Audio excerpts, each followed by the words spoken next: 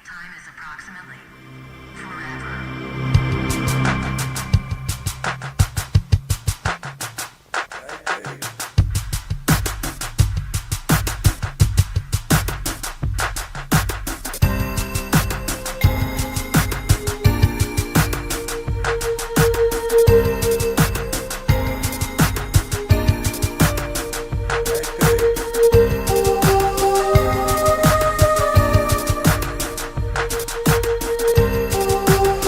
Cannot afford to be so politically correct anymore.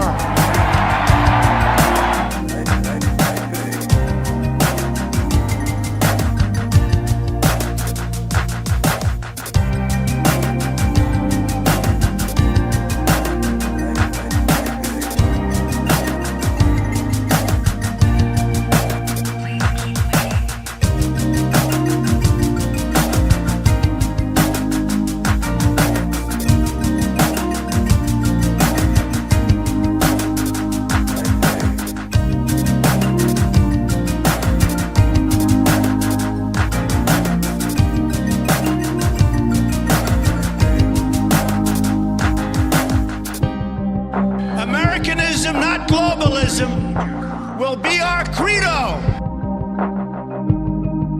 Please continue to hold for the next available representative.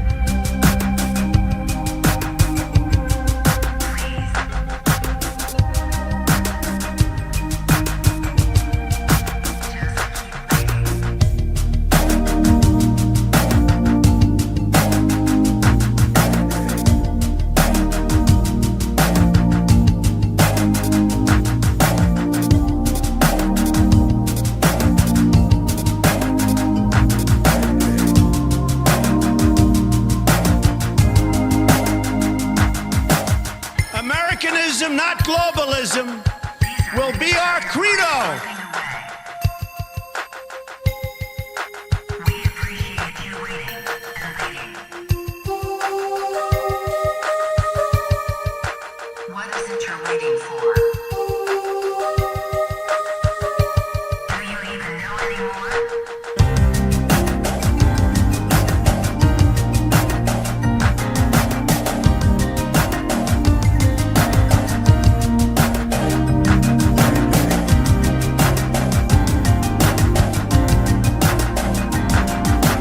These are people who work hard but no longer have a voice.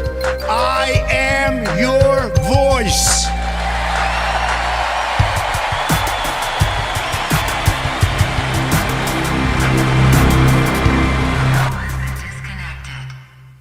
Hello everybody and welcome back to a brand new live stream.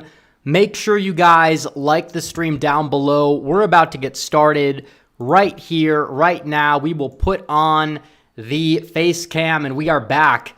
And it's important to note that today is a special milestone, not necessarily because we hit 179,000 subscribers on the channel, which is pretty cool, but we're 6 months away from election night. We're exactly 6 months. It is currently May 5th, Cinco de Mayo, and we have 6 months to go before November 5th. That is the most crucial day of the year. That is election day. Even though I think a lot of people will end up voting early, vote before that, that's when all of the ballots are due. That's the final day. We need to make sure we get people out and voting on election day so we can win this thing. And right here on the screen, besides me, you see the current map on RCP, the no toss-ups map. We are currently 6 months away. This isn't like we're 2 years away. You know, obviously a lot can change. We're not quite to the conventions yet. But you want to be Donald Trump right now. And that speaks volumes. You want to be somebody who's been 4 times indicted over nonsense. You want to be somebody who, you know, has been through all of this over the past 8-9 years they've thrown at him. You would rather be Donald Trump right now than Joe Biden. Look at this. I mean, 226 electoral votes in the no toss-ups map. Obviously, things can change. Polling errors can exist, even though when Trump's on the ballot, they've usually underestimated Donald Trump. And you want to compare this to 2016. You want to compare this to October, or I guess you'd say August, I think it was 2016. This was the map. This was the map in August 2016. It's surprising that they even had Florida red. I mean, they had Nevada red, even though it didn't stay red, and polls in Nevada did overestimate Republicans a little bit. They usually do, but Trump has such a wide lead in Nevada right now. I don't think you can say that it's going to be, too much of a polling error for Trump to overcome at this point. And when you look at this map right here, you see Donald Trump just in shambles. They had him down in Ohio. They had him down in Iowa. They had him down in North Carolina, down in Arizona. Now he's up everywhere. He's up everywhere that counts. He's looking into Minnesota. He's looking into Virginia. That last one might be a little bit of a stretch, but given Biden's unpopularity, and we're going to be talking about some of these protests a little bit later on in the stream, Donald Trump is in a very, very good position. So much so to the point where ABC had to fire their pollster. Their last pollster that they did, or in terms of the last poll that they had with their old pollster, the Washington Post pollster, which was dead on in the midterms. There's no reason to fire him, but they had Trump winning by too much. So they said, we can't do this. So then they switched him out. Then they are teaming up with Ipsos, which also polls with Reuters, and that poll also shows Biden +1. And their likely voter screens vastly are oversampling college-educated voters. It's unlikely you have 45, 46% of the public that votes have a college degree. It is true that you might have 40, you might have 41, but you're not going to have 45 or 46, and we know that that's skewing in the direction of Joe Biden. That's why he's leading the poll in part, is because of how they sampled the poll. But even then, the one thing I will note about it is there is a canary in the coal mine about propensity and turnout, because if you have these lower propensity voters as your voter base, you got to get them out and voting, or you're not going to really be in a good position when it comes down to November when you're trying to win. But the good news is Republicans in the midterms, a lot of those voters didn't really turn out at very high rates, and they still, gained in many places, and still, the races they did lose, they were vastly outspent. They, barely lost some of these races, and you didn't have the X factor in turnout. We're obviously going to have higher turnout than the midterms.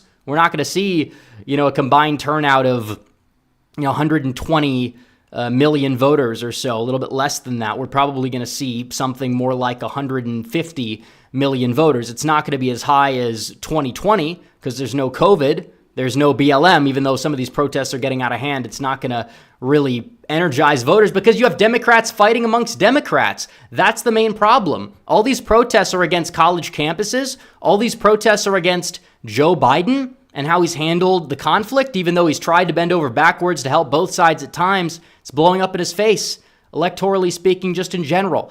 But you're looking at it and it's like you got to get higher turnout than the midterms. You probably need higher turnout than 2016. But you talk about which demographic is more likely to have voted in 2020 but just drop off in 2024. A lot of those are lower propensity voters that probably voted for Biden because Biden is not liked among those voters. That's why he's doing poorly in some places in the primaries, maybe not in terms of his percentage margin he's getting, but in terms of his overall turnout, it's not exactly where it needs to be for Biden. It's not. He's not really hitting the mark in many places, but apparently he's doing so well, according to these people. I mean, he ran against nobody in Pennsylvania, which there wasn't even a big push for uncommitted or write-in compared to Michigan, and he only got, 87 point something percent? But Trump getting 83% against Nikki Haley, who was spending money in the state before she dropped out, and Trump still broke the record for a non-incumbent. Apparently it's over for Trump, despite the fact that Biden saw the bigger turnout on the Dem side drop compared to turnout on the Republican side, showing that enthusiasm in the primaries. Yeah, there's, less of a contested primary, but there wasn't a contested primary last time around, and there still were these down ballot races too. So all in all, it seems like a lot of this is just a cope in general. You had a lot of lower propensity Democrats turn out in 2020. Many of them didn't even vote in 2008, which was their very, very, high turnout year for the time. Obama getting close to 70 million votes. I think he set the record. McCain got 59 million. I don't even think he got 60 million, but it kind of shows that you saw turnout drop off even the next cycle, benefited Republicans overall, and even though Romney didn't win. But still, if you see that similar shift in the popular vote, 3-4 points from 2008 to 2012, that's enough to give Donald Trump the victory. And Biden's lost a lot more popularity than Obama technically has, one could argue. So you're looking at this and it's like, yeah, Trump's in a good position. I'm not saying he's guaranteed to win. We got a lot of work to do. This is kind of, the correct opinion on this. I'm not going to sit here and say that, oh, it's all good. We're going to win. It's in the bag, because it's far from being in the bag, and the polls shift every single day. And that we know. But is it a good sign that Trump is leading in the popular vote when he never led either time? Yeah. Is it a good sign that he's more popular objectively than Joe Biden is? Yeah. I mean, in most polls, the ABC poll was the only poll that didn't show that. So either they're onto something and we need to pretend like they are onto something, which even then Trump still likely wins in their poll, or, we just need to understand what kind of position we're in. But even if we try to take the confident winning approach, we still have to work our asses off to defend it. We have to defend our position that we're in right now. And we're going to be talking about what happened last night at Mar-a-Lago, because there were some VP picks and some other people that Donald Trump was commenting on, that he was meeting with. It was like The Apprentice. He's auditioning these people. He's still a businessman. He's still the same, game show host, I guess you would say, if you want to call Celebrity Apprentice a game show. But he's still like that guy who, is business-minded, likes to put people through tough vetting processes to make sure that they're cut out for the position. He's looking for it, and he's looking at a lot of people, and he's seeing if they're cut out to be his running mate, and he's going to make his decision. And we're going to talk about that, but I wanted to discuss this first before we talk about that and before we talk about some of these protests and how they may impact the 2024 election and some of the things that happened over the past weekend. The woke mob is at it again. We'll be getting to that. But still, Donald Trump has raised more than $76 million in the month of April. That is also huge. Trump is putting together a lot of money. $76 million, that's more than he raised last month. I believe it's about, I think it's more than what Biden raised as well last month. Biden might not even hit that total. They haven't announced it. He might hit it. But Trump doesn't need to outspend Biden to win. Spending matters a lot less in presidential years. It's not like you have these down ballot races. Everybody knows who Trump is. Not everybody knows who, Tudor Dixon is, or Tim Michaels is, or who Blake Masters is, obviously.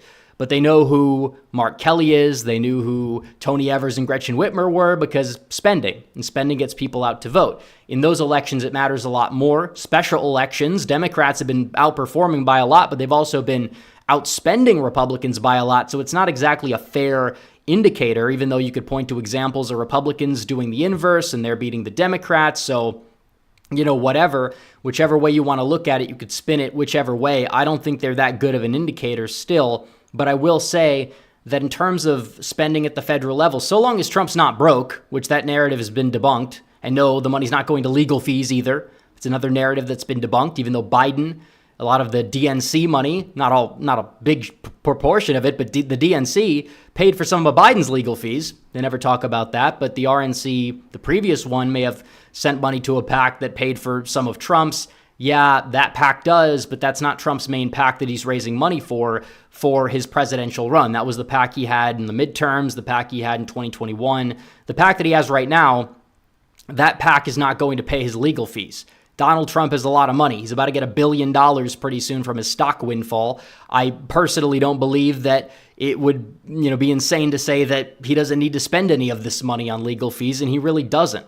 Plain and simple.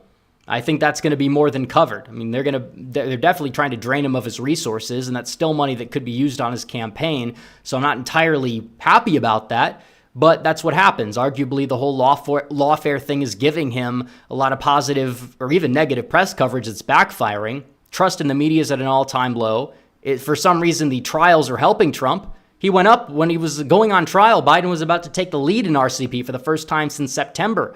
But right now, Donald Trump is leading by, they didn't even include the Rasmussen poll. If you threw that in there, he'd be up by 2.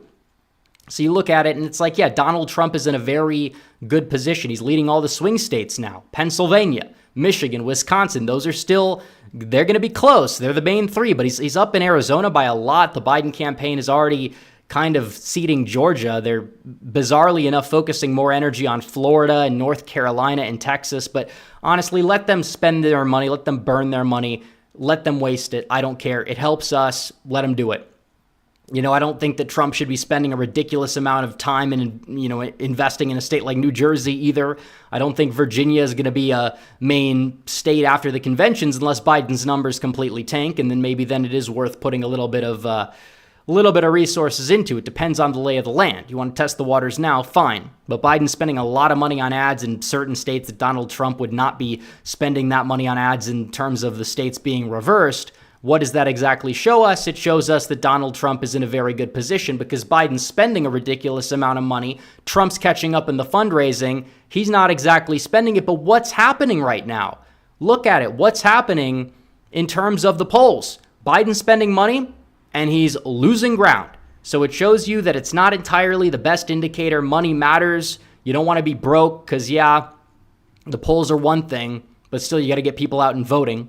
But so long as Trump is competitive, so long as he has a vote harvesting operation, which they're likely building. They have people on board that are analyzing the situation. We're not even to the conventions yet. Some people are getting a little antsy about it. I understand it's a problem if there's no sign of it in, September. That would be a problem, obviously. But as of right now, we have a lot of time and we have a lot of money that can go to something like that. That probably matters a lot more than these ads. Making all these negative ads is not moving the needle for Biden. It's really not. I mean, we saw a poll. A lot of the ads are focusing on abortion. We saw a poll that showed only 15% of true independents think that Biden's job approval on the issue is sufficient. Now, if it doesn't mean that they're necessarily, pro-life or that they fully agree with the decision of Dobbs v. Jackson to overturn Roe v. Wade, but still, it shows that they don't really see Biden as a strong leader on the topic. And when these things happen under your watch, you do nothing about it, even to placate your own base.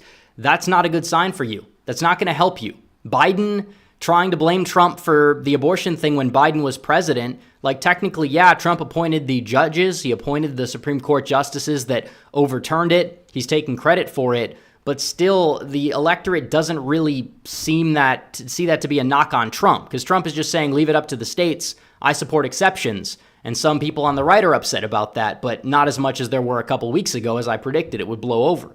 So looking at that, it's Donald Trump.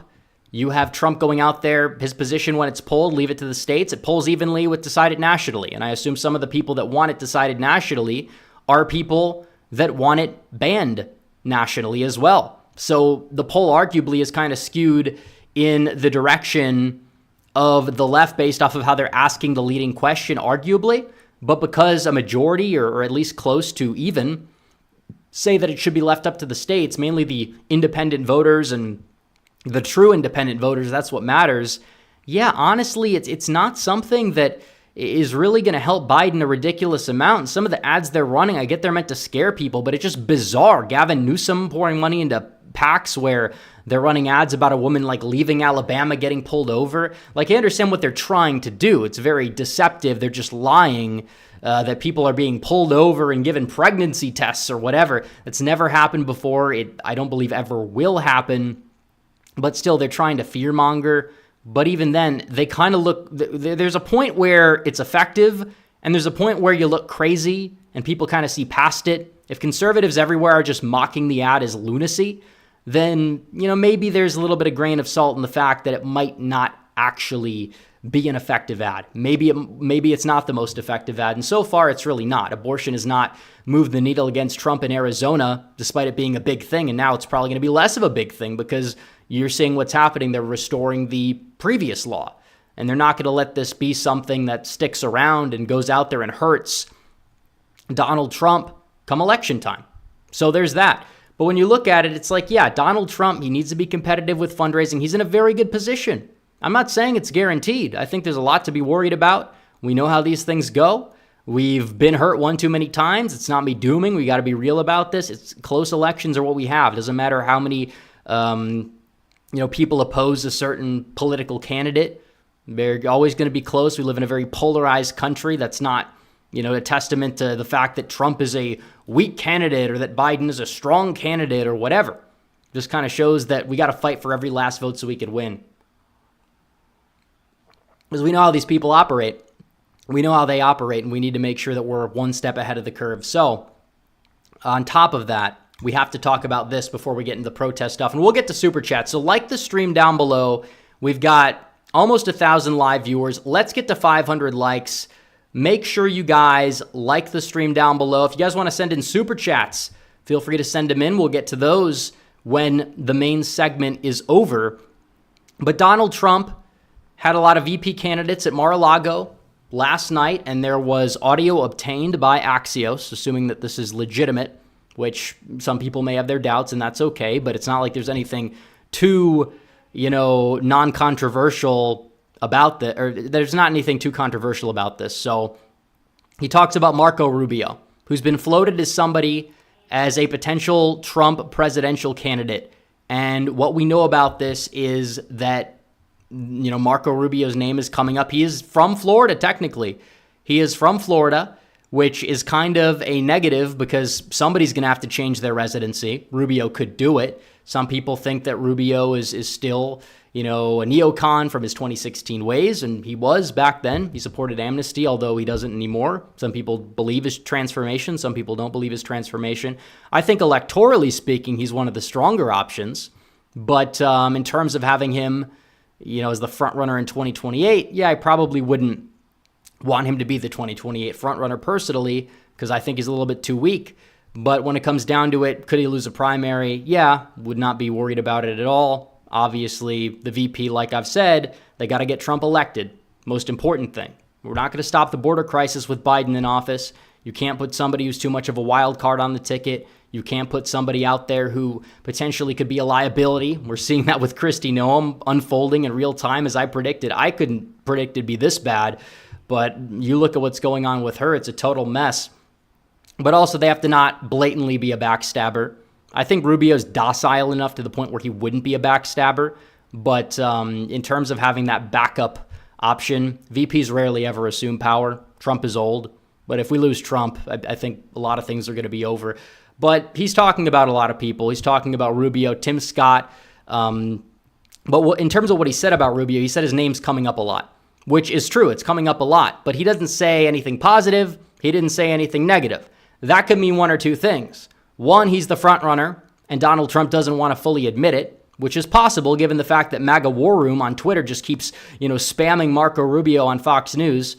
Or, at the same time, Trump doesn't really want to pick him. He's being floated for donor purposes, and he just kind of wanted to acknowledge it, but not exactly give any credence to it or denounce it. He's just teasing it when he said that. As for Tim Scott, who I believe leads the betting odds, but I don't believe he's really the front runner. Trump definitely wants somebody who's seen as more moderate on abortion, and Tim Scott called for a national ban, so I'm not entirely sure that that's going to really affect certain things. I'm not sure that that's going to affect things for the positive, I should say. But Trump says as a candidate, he did a good job, which, he's being nice. He's buttering him up. It's nice for Trump to say that because he really didn't. And I'm not even saying that to, throw a punch at Tim Scott. It's just objective reality that he said, but as a surrogate, he's unbelievable. Keep in mind, surrogate does not mean VP. Campaign surrogates usually are people who will go to places and campaign for you, maybe in areas they're strong. Tim Scott going down to North Carolina, neighboring state, maybe trying to get some black voters. I'm not saying he's going to move the needle a lot, but like as a surrogate, that's what a surrogate would try to do. I'm not saying it'd be the most effective, but Trump likes him as a surrogate, and Tim Scott is somebody for Georgia. I think he helps out a lot too. So, and not just among black voters, but mainly because he's, from the area, from the South. People do tend to like him, even though he's kind of a rhino on certain things. So yeah, campaign surrogate. But that leads me to believe that Tim Scott's not the VP. He's not going to be, on the list as the front runner. I don't believe it. Now, J.D. Vance, another name we've heard thrown around a lot. He's also a surrogate. You look at this. He says, he wasn't a supporter of mine at the very beginning. Anyways, I got to know him a little bit. As a non-politician, he's become one of the great senators. Technically, all that's true. He was not a supporter of him at the beginning.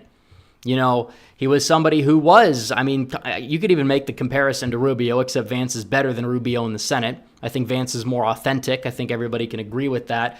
But Vance was a never Trumper even in 2016 when a lot of these other people weren't. but he saw the light. He converted to Catholicism. His life changed a lot in like 2018, 2019, and he won his Senate race against somebody who was seen as a strong candidate for the Ohio Democrat, ancestral Democrat working class. Didn't matter. Vance went out there. He won by 6 and change, and he's been a very good senator, arguably the best senator that we have in the U.S. Senate. Not very vocal, but in terms of what he adds to the ticket, there are question marks. There are. Because I like Vance. I'm not going to do the whole routine about Dolan taking his Senate seat, because that might happen. But one could argue the trade-off is worth it if Trump wins and Vance becomes VP. He's probably going to be the 2028 nominee, better than a lot of other 2028 potential nominees. We get that. But I don't think Trump wants to pick a successor. I really don't. So when you look at this, he says he wasn't a supporter of mine at the beginning. That's true. I'm not going to hold it against Vance now. I have no reason to. I have no business to, because I would have to hold it against a lot of people. And I look at action compared to past words. And the action so far for Vance is very solid. So when you look at that, I'd have to say that Vance would not really scare me in that position, but I know the media is going to do everything they can to drive the wedge between Vance and Trump. You said Trump was Hitler or something like that, because he did say some dumb stuff like that. He was asking questions. He wrote articles, I wouldn't say praising Obama, but they were kind of apologetic in tone towards Obama at the time, towards the end of Obama's presidency, and he was opposing Donald Trump. So when you look at that, it's like, I don't really hold it against him, because I do believe he's changed. Action speaks louder than words, and his words have been good lately too. But when you look at it, this is a guy who the media is going to drive the wedge between him and Trump, and they're going to ride that down the stretch, and I feel like it has the potential for hurting the ticket. I do. And I think he's a great senator. Doesn't have a lot of experience. Might be better to keep him in the Senate. Maybe Trump wants somebody with more legislative experience to pass his agenda through more easily. And you got Mike Lee, who he said, I love your haircut, and he's a good man too, which Mike Lee is a really good senator. He's really improved a lot. It's funny because, he doesn't have much hair. He actually kind of does. But I always thought he was bald, but apparently I was wrong. Must be confusing him for somebody else from Utah. There's a lot of bald politicians from there, but either way, that's beside the point. You look at Marsha Blackburn, he basically says that she's a campaign workhorse, which is true. I don't think she's really all up there in consideration. For Doug Burgum, he said, I didn't know this. He was a supporter of my 2 campaigns. He's a very rich man. So you talk about loyalty, money, donors. You look at Burgum. That's also somebody Trump might consider. Now, people might say he's kind of boring. I don't think he adds or really detracts from the ticket aside from donors. Talking about a small state governor, does have some weird ties to Bill Gates as well. Maybe you kind of steer a little bit clear from him, but again, he has a lot of money, so keeping him in the circle for the time being is not a bad thing whatsoever. And he knows a lot of people. Then you have Kristi Noem, the disaster, which I think Trump is just being nice here when he says that she's somebody that he loves and has been with him and a supporter of his, and he's been a supporter of hers for a long time. It's clear what he's trying to do here. He's not saying that she's going to be chosen. He's saying he likes her, but we know that she's basically made herself a total pariah everywhere, because she's talked about, killing her dog. Now she says she wants to kill Biden's dog and double down on it. And she's lied about meeting with Kim Jong-un. She never met Kim Jong-un. And she evaded the question. And she's doing these weird ads for these plastic surgeons in other states. It's like she's trying to throw the odds of her being VP. She was the favorite at one point, it seemed, and maybe like a year or 2 ago, but then she's fallen out of favor. And she also is somebody who is a backstabber. I mean, after the midterm, she backstabbed Trump when, she said, we need to move on from Trump. And then she came crawling back because I think she realized that he wasn't going anywhere and that DeSantis had no shot to win. So, either way you look at Kristi Noem, she's a disaster. Total disaster. Even if you want to make excuses for her about the dog situation or whatever, it's not something that's going to resonate well. It just doesn't. A lot of people, you talk about her being picked, they say suburban women. So you want to pick somebody to appeal to suburban women who, basically lives in the rural area, has a rural aesthetic, and shoots her own dogs and defends it and brags about it and talks about shooting Biden's dog. I don't like Biden.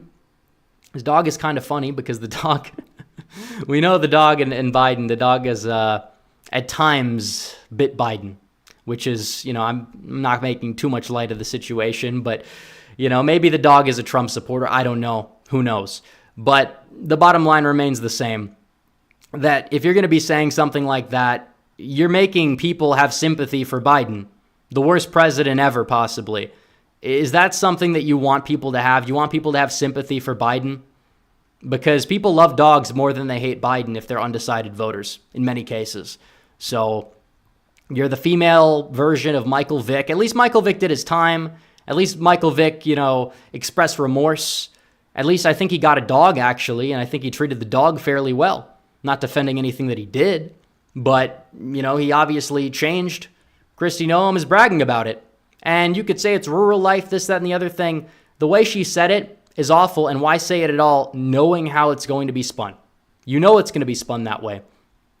So there's that. Up next, we have Elise Stefanik, who seemed like for a while she was going to be considered, kind of has fallen out a little bit, but I think she might be in the cabinet. Or an advisor or something. Trump says she's a very smart person, was in upstate New York when I met her. Little did I know she would be such a big factor. So he's basically saying that he's known her for a while and she's kind of, I guess you would say been kind of a star in the party to some degree, but I don't believe that she's going to choose her. He's not going to choose her. Then you have Byron Donalds, who's also from Florida, but I think Byron Donalds could easily change his residency. And then Trump said someone who's created something very special politically. He's talented. He's rhetorically talented. He's somebody who's a great defender of Trump. He goes on CNN. He crushes everybody. I think that Byron Donalds would make a decent VP experience. There's, question marks there, but I don't think it's that big of a deal. It's not like he's a freshman congressman or anything like that. He's been there for, I believe it's his second term right now. And he could easily change his residency to where he was from before in New York. You kind of have a reverse Trump thing going on. And he could resign, which again, would you want to resign when you have such a narrow majority? That's another question, unless he could change his residency. But still, I think you can in Florida. I think Rubio could too. They were talking about it on CBS. But still, Trump says, I like diversity, which I mean, just is what it is. I don't think that Trump is going to pick somebody based off their identity. I think he needs the best person for the job. I don't know why exactly he said it that way. Who knows if this is the direct quote or not. But still, notice how he said that in regards to Donalds, but not in regards to Tim Scott. So you look at that, and it's like, I don't know, maybe he's hinting at something with him, but not at the others. And then he says donors all want a piece of him. And that maybe means that he could somehow, if he actually isn't good with the donors believe he could help out. That's usually a good sign. Doesn't usually mean that, that means he's going to be selling out, whatever. You need money to run a presidential campaign. And a lot of people that have money are not necessarily people who are all evil, even though there's a lot of evil donors. And people want to throw money at something that they believe is worth throwing money at, something that could actually be a campaign that goes out there and wins. So, there's that. And Trump Donalds, kind of a inverse of Trump's name to a certain degree. It'd be a decent ticket. I'd support it. Then you have Wesley Hunt, who's another black representative. I believe he's on his second term. He's from the state of Texas, or actually he might be on his first term. He did run in 2020. He did well, but he didn't win the district. And he said, another friend of mine makes the best commercials, Beautiful Family. He hasn't really been in the discussion a whole lot. Hunt's a decent representative. He's one of the better ones from Texas. Personally, it's like, you bring veteran experience, I guess. But at the end of the day, do I really think he's going to be chosen? I don't know. Trump likes to really come up with things out of left field all the time. And then you have Representative Michael Waltz. Doesn't even say what state he's from, but Trump basically says that he's a man who knows a lot about the military. When he wants to know about the military, he calls him. So maybe I'm getting the vibe of a potential cabinet member or secretary that deals with that, Secretary of Defense. I don't know. I don't know if Waltz is a neocon or if he's like actually got a solid foreign policy or if he's somewhere in the middle. I'm not entirely sure. But still, it's interesting to see what Donald Trump has to say about these people, because it's very likely that somebody on this list is going to be VP. Maybe not, everybody on this list is the short list. And there were people at that event who were there who did not exactly get chosen or did not exactly, there's no clip from Trump talking about them, at least a reported transcript from Axios. So we don't know what he has to say about people like Tulsi or people like, I don't even know who else was there. Vivek Ramaswamy. I don't think he's going to pick Vivek. People need to understand that even though I think a lot of people are open to supporting him after Trump, I don't think Trump wants to double down, because Trump's view of the VP is probably more in line with my view of the VP, where you need somebody who adds something to the ticket or at least helps you get elected, definitely doesn't hurt you get elected, and definitely isn't a gamble, but also is somebody who's not a backstabber. And while I'm intrigued by Vivek, I like Vivek, he takes the spotlight away, maybe that could weaken Trump. That's not something that's good. He's an electoral gamble. His past maybe isn't entirely vetted. And on top of that, I don't believe that he's somebody that Trump, I guess, fully trusts anyways. I'm not saying that is necessarily a bad thing, because I understand where he's coming from. This guy comes out of nowhere, and he says all the right things, but he comes out of nowhere. And I think he deserves a cabinet role. I think he's a very intelligent guy with a lot of intelligent ideas, but I understood why some people thought he was like a snake oil salesman, because of just the fact that he's really good with the media. He can avoid the question very well, which isn't entirely a bad thing in and of itself. But I don't know. I just feel as if Trump doesn't want the spotlight stolen away from him. And on top of it, Vivek is like, it doesn't add much to the ticket electorally and possibly could be too much of an unknown factor than some of these other people. But it's not going to be Noam. Noam, according to many sources, is ruled out. She was there. She was invited beforehand. I don't think Trump hates her, but, she's become a liability to the point where I don't think Trump really should associate with her anymore, at least not publicly, because of the things that she's said. She's become a meme, and not for the right reasons. Polls show a majority of Republicans now disapprove of her. That was not the case before. That was not the case, but still. She's just insane. And a potential backstabber, like I've said. Arguably, it will really pain me to say this, but she would be a worse pick for him than Nikki Haley would be for him. Because first of all, I think that electorally speaking, Noam is such a disaster. She'd be the talk of the town. She'd be the one that would prevent Trump from getting to the White House. Whereas Haley would stab Trump in the back, but at least he would probably have a better shot at being in the White House. And that's not me saying that Trump should choose her either. I'm not defending Haley by any stretch of the term. But I'm just saying that that's how bad Noam has fallen. This is somebody that people wanted, even in my audience. I'm not trying to tell people that I told you so, but I do feel vindicated about this, because I've said for a long time she's not to be trusted. And I was saying that when Fox was propping her up, the same way that a lot of these outlets were propping up DeSantis before 2024. I was like, be skeptical. People were mad. I was vindicated. He was not a good candidate. Sorry.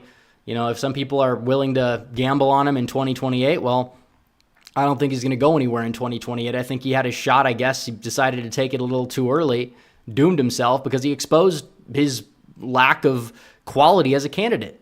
He really did. So let's see. We are going to go talk about the protest thing that we saw over the past weekend, because Democrats are eating their own. They're eating their own. Gretchen Whitmer, of all people, getting attacked, not physically, but verbally, by these, insane Palestine people, many of whom are pro-Hamas, you name it. Now, these people are mad at Democrats. These people are a big part of the Democrat coalition, and yes, a lot of them are Muslim, but not all of them. People love to talk about the Muslims in Dearborn. I want to talk about the, progressive white voters in Ann Arbor, because there's probably more of those than there are Muslims in Dearborn, or you talk about Lansing, you talk about all these other college towns across the Midwest where, uninstructed in Wisconsin was doing well, and Trump was doing well, or not Trump was necessarily doing well, but the uncommitted option was doing well in Michigan. Biden was losing a lot of support in the Michigan primary, did not do very well. And that was when you had, it was way back then. The conflict is escalating. The talks of a ceasefire are off the table right now. Biden is giving aid to both sides. They're funding both sides. A lot of donors are funding both sides of the protests, and it's causing chaos. And it's ironic because the chaos that's being caused is counterproductive. You can't blame Trump for foreign conflicts that have happened under Biden or Biden's response to them. People want to talk about Trump's COVID response in 2024. Like, nobody cares. This is not about, we're not rehashing 2020. COVID's gone. If you want to waste time talking about that, you're going to lose. Republicans that ran for governor in 2022, in many cases, their chances dipped because you couldn't capitalize on the unpopularity of the mandates because people just forget about them. People are sheep. Some people, the hardcore, people on the internet who catalog everything in politics, have really good memories. I would like to think I'm a part of that group. We don't forget things, but we're not the entire electorate. We have to understand that. I think a lot of my audience is the same way. In terms of predicting how these things are going to go, we need to take many things into account. And that much is true. So you look at what's going on. You have these protests, universities. They're protesting the universities for supporting Israel. The universities are run by liberals. So you have leftists, liberals, they're protesting their own side in many cases. And they're tearing down flags, American flags, replacing them with Palestinian flags. They're chanting death to America. But apparently, that's okay according to them. That's okay. They're saying all these horrible things about white people. But apparently you have one instance that they try to manufacture to absolve them of all of their nonsense that they've been engaging in. All of their nonsense apparently gets absolved by the fact that one of the people, if you want to look at the entire, everybody's seen the video, but if you want to look at the video, you could see it. You have one student, actually it's right here, this student right here, they were chanting back and forth. Okay, that's not the right video. We're not playing that video just quite yet. But when it comes down to it, this kid right here, you had these guys are counter-protesting. They were like frat boys. We've seen this in many cases. This is Ole Miss. These people are there. Do I think these people that are there because they're like really pro-Israel and really care about the conflict? Probably not. I think they realize that there's a bunch of crazy people, crazy liberals, and they want to go out there and dunk on them. They want to chant Trump, Trump, Trump. They want to kind of, I guess, have this confrontation, which I think is a healthy thing. Some people are going to say, well, these people are too rowdy. They're not being professional. I understand that, but in this day and age, no side really is. And you kind of at some point just have to, I guess, get in the mud a little bit, play a little bit dirty to get your point across. Now, this guy and many other people, they were being hounded at by these crazy people. You watch the full video beforehand, get all the angles. They were just chanting in general. You watch the video, they were like, hoo, hoo, hoo, hoo, hoo. Like, that's like one of these like chants that people do. You see it at sporting events. You see it at events like this. They get this kid doing it. They say that he's insulting this woman. Hold on, we can get this here. He's insulting this woman right here who is being very out of bounds. Dollar Store Lizzo. They were mad at him. They were claiming he was saying monkey noises because she's black, apparently. So apparently just chanting means monkey noises, according to them. That equals black, which equals racist, which equals we must destroy this person's life, which equals my side is perfectly fine and is absolved of all craziness that we're doing. That's what it comes down to. They're throwing a temper tantrum about this. They're trying to expel this kid from school. They made a fake Twitter account, a fake Instagram account of this guy or at least they changed an account to look like it was his. And this was done explicitly after he got doxxed. And they had tweets from 2012 that were a little racy, jokes about, Jews and things like that. But apparently you really think a 7-year-old or an 8-year-old has a Twitter account for one and is tweeting all these things. And if you look at the account, they posted a tube TV, a picture of a tube TV about a month ago. And they said, this is how we watch 9/11. That guy wouldn't have been alive for 9/11, let alone in school for 9/11. So you look at it, they're going to these lengths to destroy this guy's life, discredit him. It's horrible. It's absolutely horrendous because they have, they have to deflect blame for their own shenanigans. That's what they have to do. They're ruining people's lives because these people, they're jealous of them. They're miserable people. Their physiognomy doesn't really add up. They see these well-adjusted kids going out there. They're there mainly because they're supporting America and making fun of these people. I don't even think that they care that much about the conflict. I don't think they could name 5 cities in Israel, 5 cities in Palestine for the record. That's not the point I'm making. I'm not making a point about the protests. Some of these people that have been going to these things, there's been a few pro-Israel fraternities that have been doing it, but also you have a lot of other people that have been doing it. But apparently, just because you are getting hounded at by insults, this woman's being very belligerent, throwing up the middle finger, they're chanting, but apparently their chanting automatically means that they're making monkey noises. Which, at most you could maybe make the case that it's like, oh, he's doing the King Kong thing because she's big. King Kong's big. It's nothing to do with her skin color, nothing to do with her ethnicity. It's insane. These people call Trump an orangutan all the time. But if you said Obama's name and, any sort of primate in the same sentence, you get fired.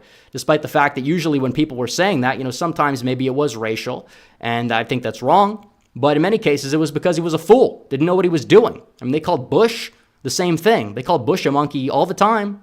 Anyone said it about Obama? Oh, no, you're going to get fired from your job. We're going to ruin your life. Sometimes, I understand the connotation. I get it, but it doesn't exactly matter. But the bottom line is there's no evidence that this guy was doing it for racial reasons. There's none. And should he have his life ruined? No. The left, the woke mob. Now, I'm glad there's a lot of people in Conservative Inc., the conservative sphere, that are now actually willing to defend these people. Because in 2020, they didn't. They threw the Covington kids to the mobs. This is just Covington 2.0. And you look at this. These people were insulting them. And you see what happens to these other people. Like in this video, this woman who's a Palestine supporter, she said that you're a white person. We don't like white people. That's blatantly racist, anti-white racism. You look at that. But this guy who's just engaging in a chant that a lot of people engage in a chant, no, his life gets destroyed. He got thrown out of his fraternity. He's not speaking up about this. I think he should, and at least tell people what his true intentions were, and that way he can clear the air. I understand if he doesn't want the publicity aspect of it, but it's ridiculous to see how they're cracking down on these people. But I will say, the fact that you have people on the right now standing up, not bending the knee to the liberal narrative that, it kind of speeds up this whole cancel culture, it's a little bit different than 2020. It really is, but I'm saying the left's fighting the left, so they're finding a way to try and spin this on the right and make the right look bad. Oh, all of our protests and belligerent activity, none of that matters because this one kid may have said something that you might have interpreted a certain way, even though there's no evidence. But ruin the kid's life. Go ahead, ruin the kid's life. Disgusting behavior. And the fraternity is honestly the most disgusting of all because they don't have a backbone. They don't have a backbone. They're getting calls from the NAACP, all these organizations. They just kick them out because they don't want to deal with it. You know what? What would have happened if they said no? Probably nothing. That's how the left works. That's how the left operates. We've been getting better at this. Elon Musk telling advertisers to go screw themselves, for example, on, it was one panel that he was on. So you look at that and it's standing up is something that we need to do. Throwing our own to the wolves is not something that we need to do. So when you look at this, it's I'm glad a lot of people are taking the kid's side, defending the kid from these, heinous allegations, because that's exactly what they are. I get it. There's somebody who goes and attends political events and things like that. You understand how it is. You absolutely do. And we understand that, you got to sometimes be careful because what the spotlight's going to exactly do. They're going to take you out of context. They're going to try to, go on social media and demonize you for clicks because they are chasing that dopamine and they want to feel like they're actually doing something. And, when the supply doesn't meet the demands of what they want, they like this kind of stuff. They like ruining people's lives because, it makes them feel better about their lack of a life because they're miserable. You could see that there. Also, the other thing that they did chant at the woman was Lizzo, Lizzo, Lizzo, as she was insulting them, which is pretty funny. That, you might say, is arguably more racially charged, but it's true. She looks like Lizzo. One could say, looks like Lizzo ate Lizzo. But all jokes aside, it's funny because these are the same people that say Lizzo is a symbol of beauty. She's a big, beautiful woman. But if you call a woman Lizzo, it's an insult. You see how it works. Everyone likes to call Lizzo beautiful until a man says they look like Lizzo. Then it's over for them. But you see how it is. So we're going to get to super chats. We're going to talk about everything. But so far, we look at the polls, we're 6 months away from the election. 1,100 live viewers. Like the stream down below. Send in super chats if you guys want any questions answered as well. But we are going to get to the super chats right here, right now. And we start off with Johnny Heartdog, who sent 2. Every time I see Trump rising in the polls, I become more and more suspicious and more nervous. I want to be optimistic, but it's very hard. Well, we got to act like we're down. I mean, we got to act just like 2020. If we get out, 75 million people, I think we're going to win this time. Also, whenever I see those protesters, I see them wearing face masks, and that tells me how stupid they are, like those idiots who wear them alone in a car. Exactly. Dino Diva says Biden is so weak on foreign policy, especially regarding Israel. How much will recent college protests impact the election? Well, I think that the whole civil unrest thing that like Alan Lichtman talks about, it's a little bit overrated because it's very subjective. I think that he'll try to go out there and he'll pick a winner, and then he'll try to interpret the keys as to why he thinks that they're going in a certain way. It's arbitrary. 2004, Bush didn't have some of the economy keys, but he still gave them to him anyways because, perception. But the perception of the economy now sucks, but Biden gets the keys all of a sudden. So the keys are not really that great of a method whatsoever. We'll see. But either way, I think that the civil unrest under Biden in general is not a good look. I'll agree with that. Just like BLM happening under Trump didn't help him. If you can't put out the fire, you're seeing what's going on. And it's like, yeah, so long as there's nobody being hurt, I say let them keep acting like fools. Let them keep doing this. Let them keep going out there and making a fool out of themselves. Why not? So long as nobody's getting hurt. I mean, the left's eating their own. They're going to have to, I guess keep playing both sides. Either way, they're going to lose the election. They're losing support. That's what matters. These people are protesting and are acting foolish over something that's happening halfway across the globe, which is pretty funny. But also, you look at that and it's just like they're mad at Biden. Biden's the leader. They care more about this in many cases than they care about, abortion, to the point where, that's going to be enough to scare them. It'll be enough to scare some people. Don't get me wrong. I'm not saying that every uncommitted voter is not going to come home to Biden. But I think a lot of the ones in Dearborn and even a lot of these college kids, as the protests ramp up, they're not going to. And even then, the people that really get fed up with this conflict and the way Biden's handling it probably are going to be less likely to vote for Biden as well because it's getting worse, spiraling out of hand. It seems like it's escalating more. And yeah, it's true. Trump has the argument. If I was president, we never would have had the Afghanistan botched withdrawal. We would have done it properly. We would have never had the Russia invasion of Ukraine. And we would have never had the Hamas attacks on Israel with 10/7. You wouldn't, because Trump actually cares about enacting solid foreign policy. He's very diplomatic. He goes out there, he does his thing, and if anybody can negotiate world peace, it's him.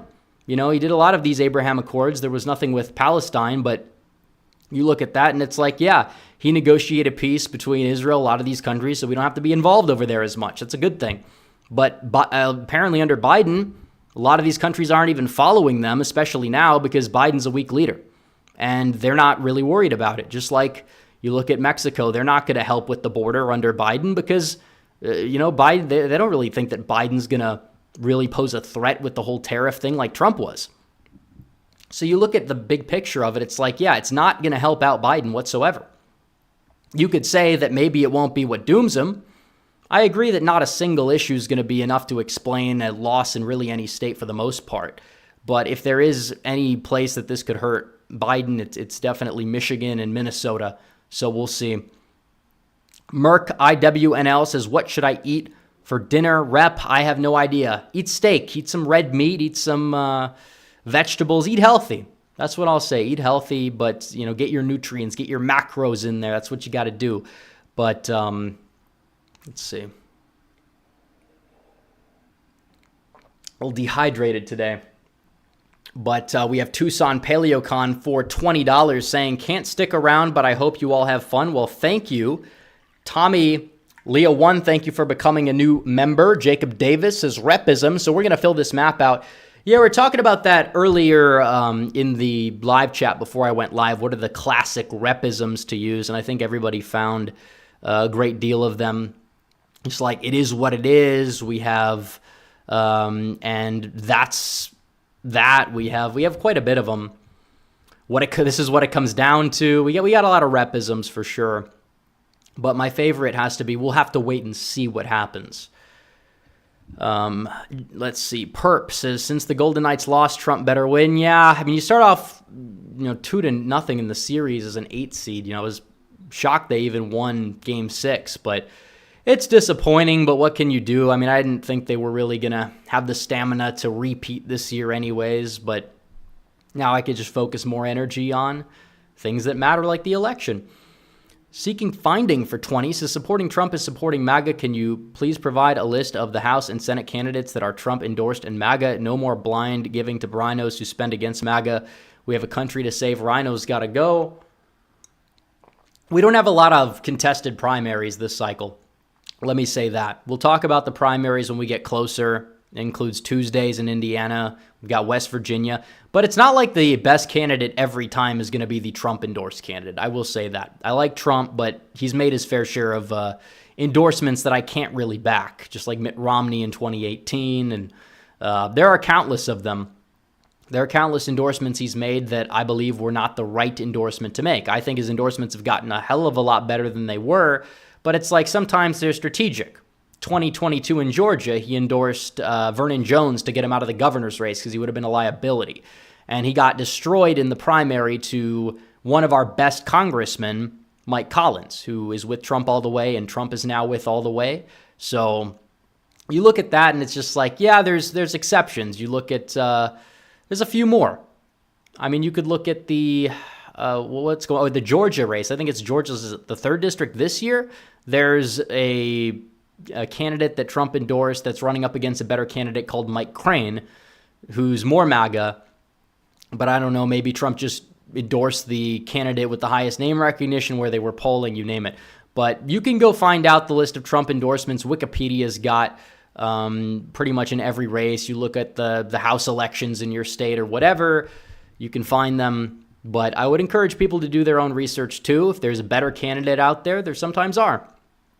But I agree, rhinos have to go. Byron8899 says, what is your opinion on Sadiq Khan? Just won re-election for London mayor. What does this mean to us when it comes to the U.S. election? Nothing. It means nothing. You're comparing a liberal city halfway across the globe with what is happening in the United States in November.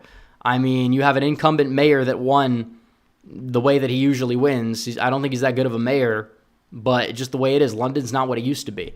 So it doesn't really tell me much. I am not shocked at all that he won, and it has zero impact on November whatsoever.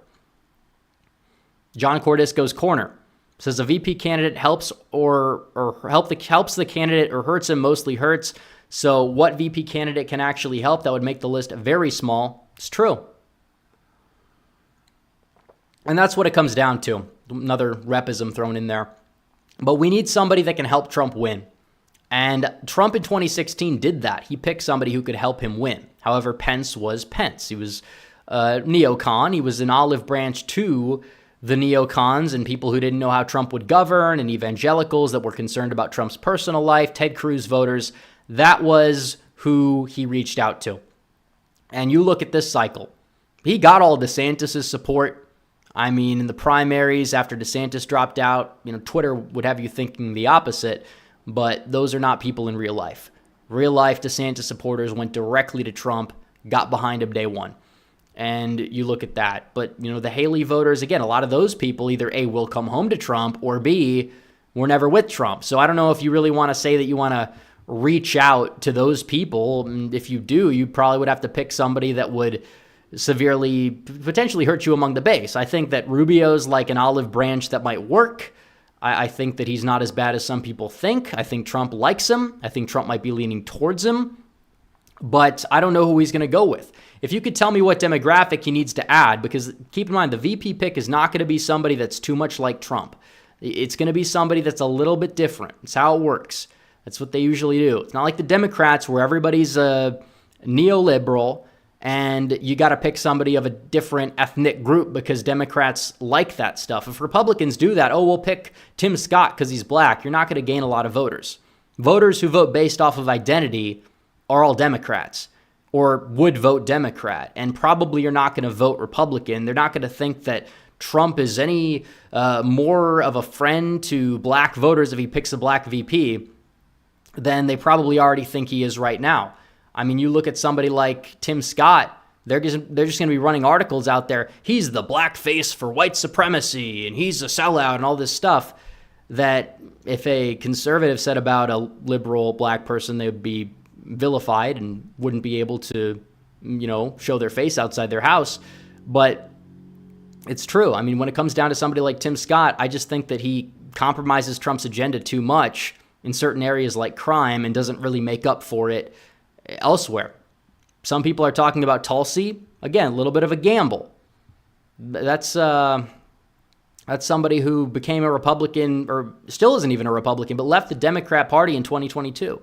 Do I think that she would be a complete and total turncoat? No, I think that she's motivated by hatred for the DNC. She would probably stick with Trump regardless, but still, are people going to trust that? Maybe not. Will the media pounce on her? Yeah. Do donors really like her? Not that much. So we'll see. But it's not going to be Vivek. For the people that like him, there's a lot of people that like him, but I just feel like too much of a gamble, tries to take the spotlight away. Not saying it's his fault. I mean, he's just naturally like that. He'll be with Trump. He was at the thing, but I think he's more of like a cabinet official, and maybe he might run in 2028 or something like that, and I'd be open to supporting him in 2028. But he's not fully vetted. Making him VP doesn't necessarily make him the successor either. So keep that in mind. I mean, there's a lot of things that Trump supporters were saying. Ironically, the same amount of people that want him as VP, they were calling him out as being a potential grifter in the primaries. Not all of them, but a good portion of them. So keep that in mind. Yeah, he endorsed Trump. It's true. But still, he's a little wishy-washy. He's got to be more consistent. Same thing with Tulsi, and I like both of them. But in terms of VP, it's more of a stability pick, more of a ceremonial pick.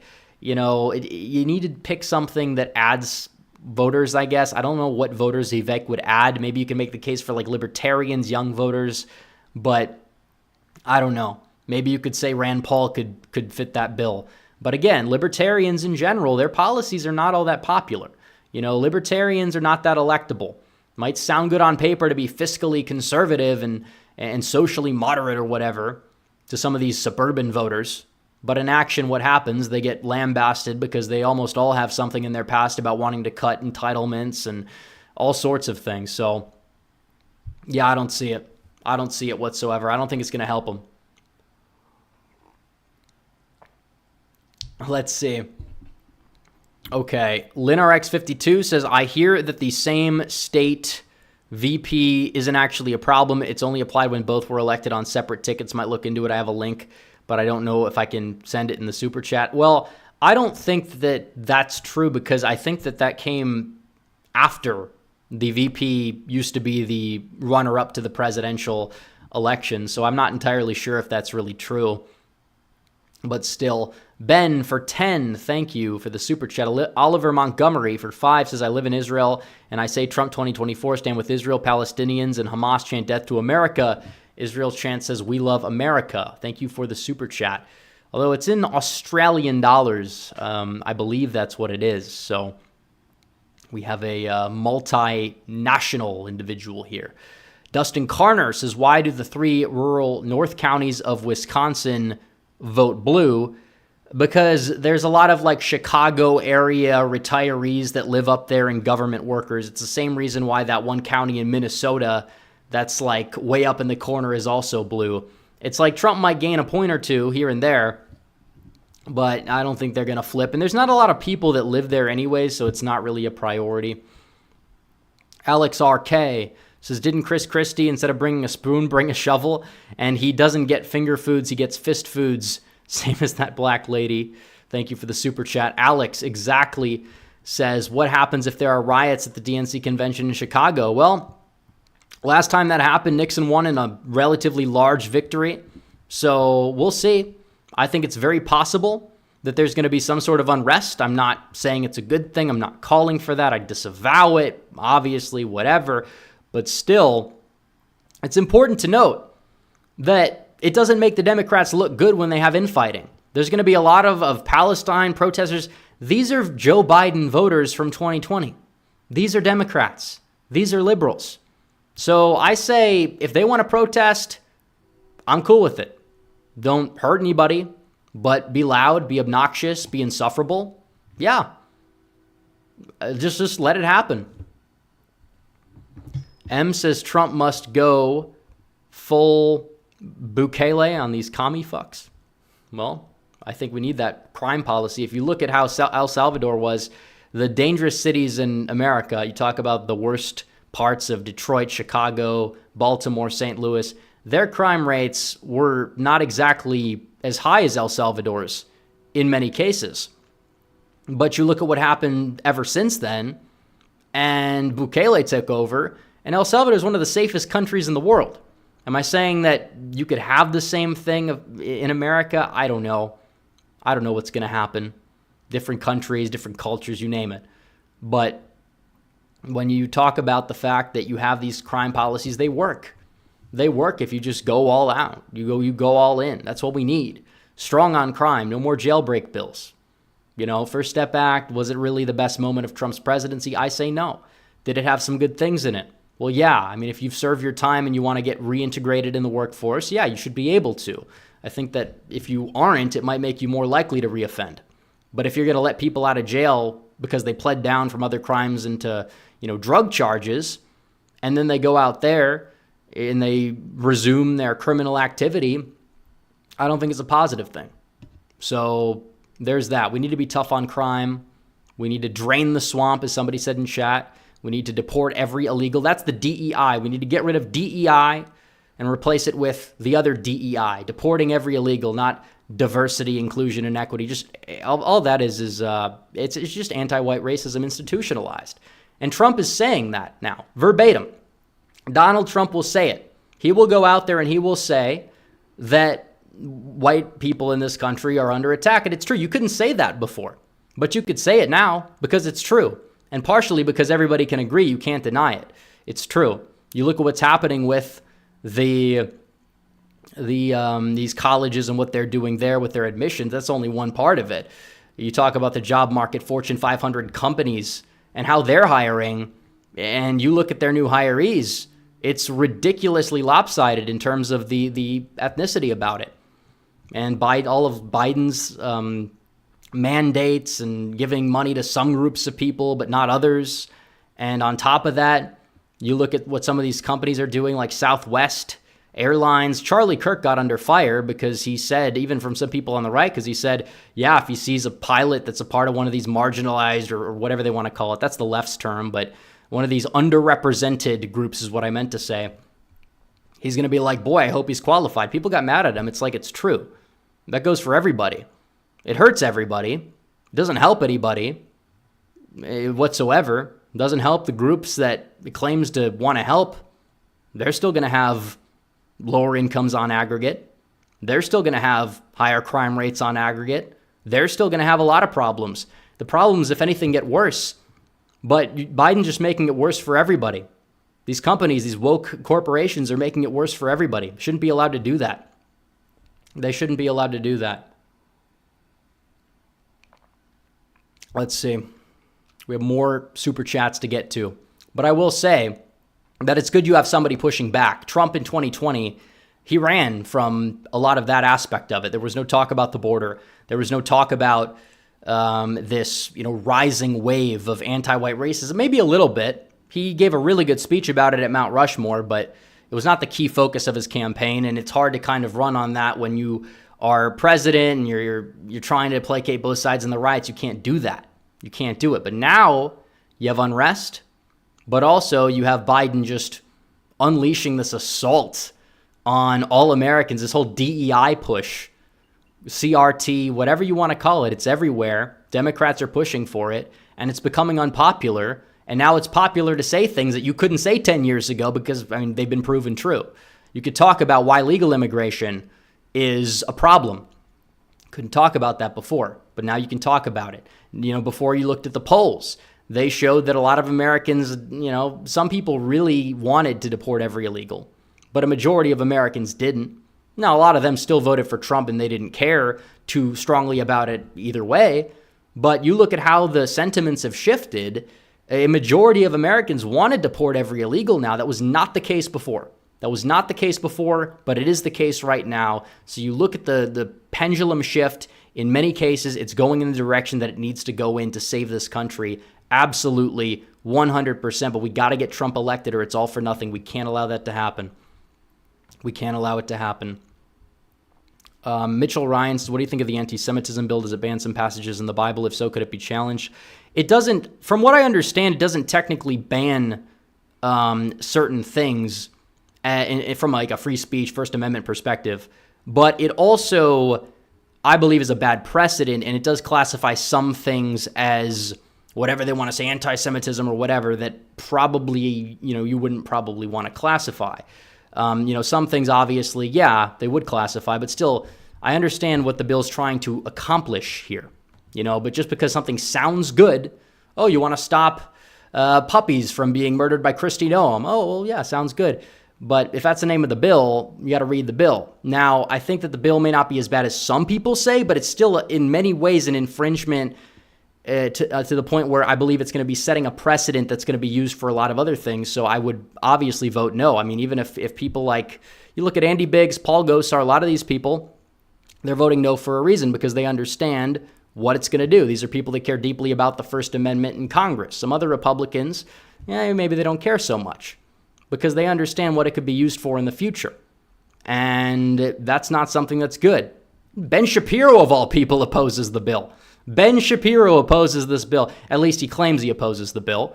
But usually when it comes down to that, if the most strong, Israel supporters even say this is an overreach, it's probably a little bit of a bad precedent. At the very minimum, it's a bad precedent. So I think there's better ways to accomplish whatever they want to accomplish, but that's just me. Johnny Heartdog says, I have no use for people who are mean to animals, especially dogs, and I saw the video of Christie saying we need to move on from Trump. Despicable. Exactly. That's a problem. It's a big problem. She's trying to basically be Nikki Haley in MAGA face. But by MAGA face, I guess she included a lot of plastic too.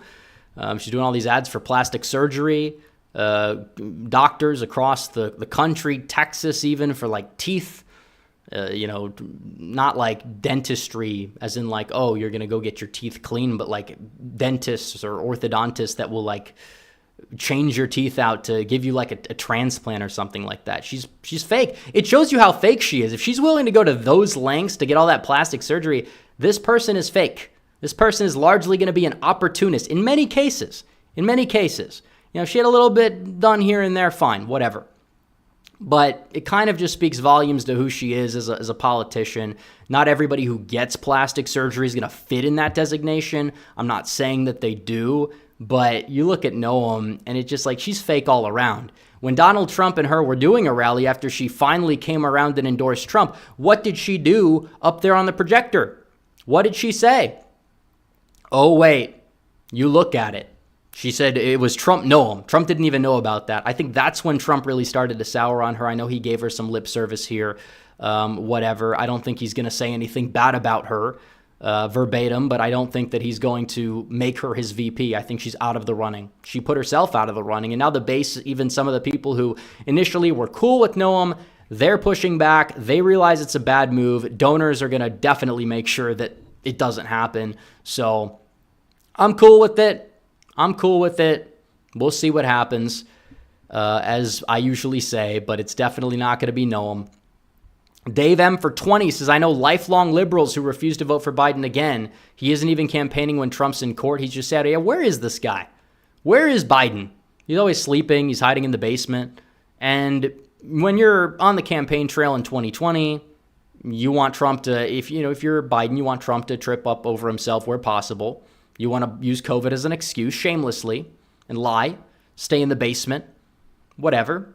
That's what he did. And it probably paid off because he basically is making the election a referendum on Donald Trump's presidency, which I think would go a lot better for Trump, shenanigans aside.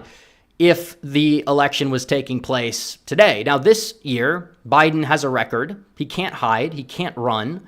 And it's a referendum on Biden's presidency versus Trump's presidency. And if Trump runs a more lower profile campaign that focuses on targeting voters, getting voters out to vote, that's where the money's going. Yeah, ad spending, you name it.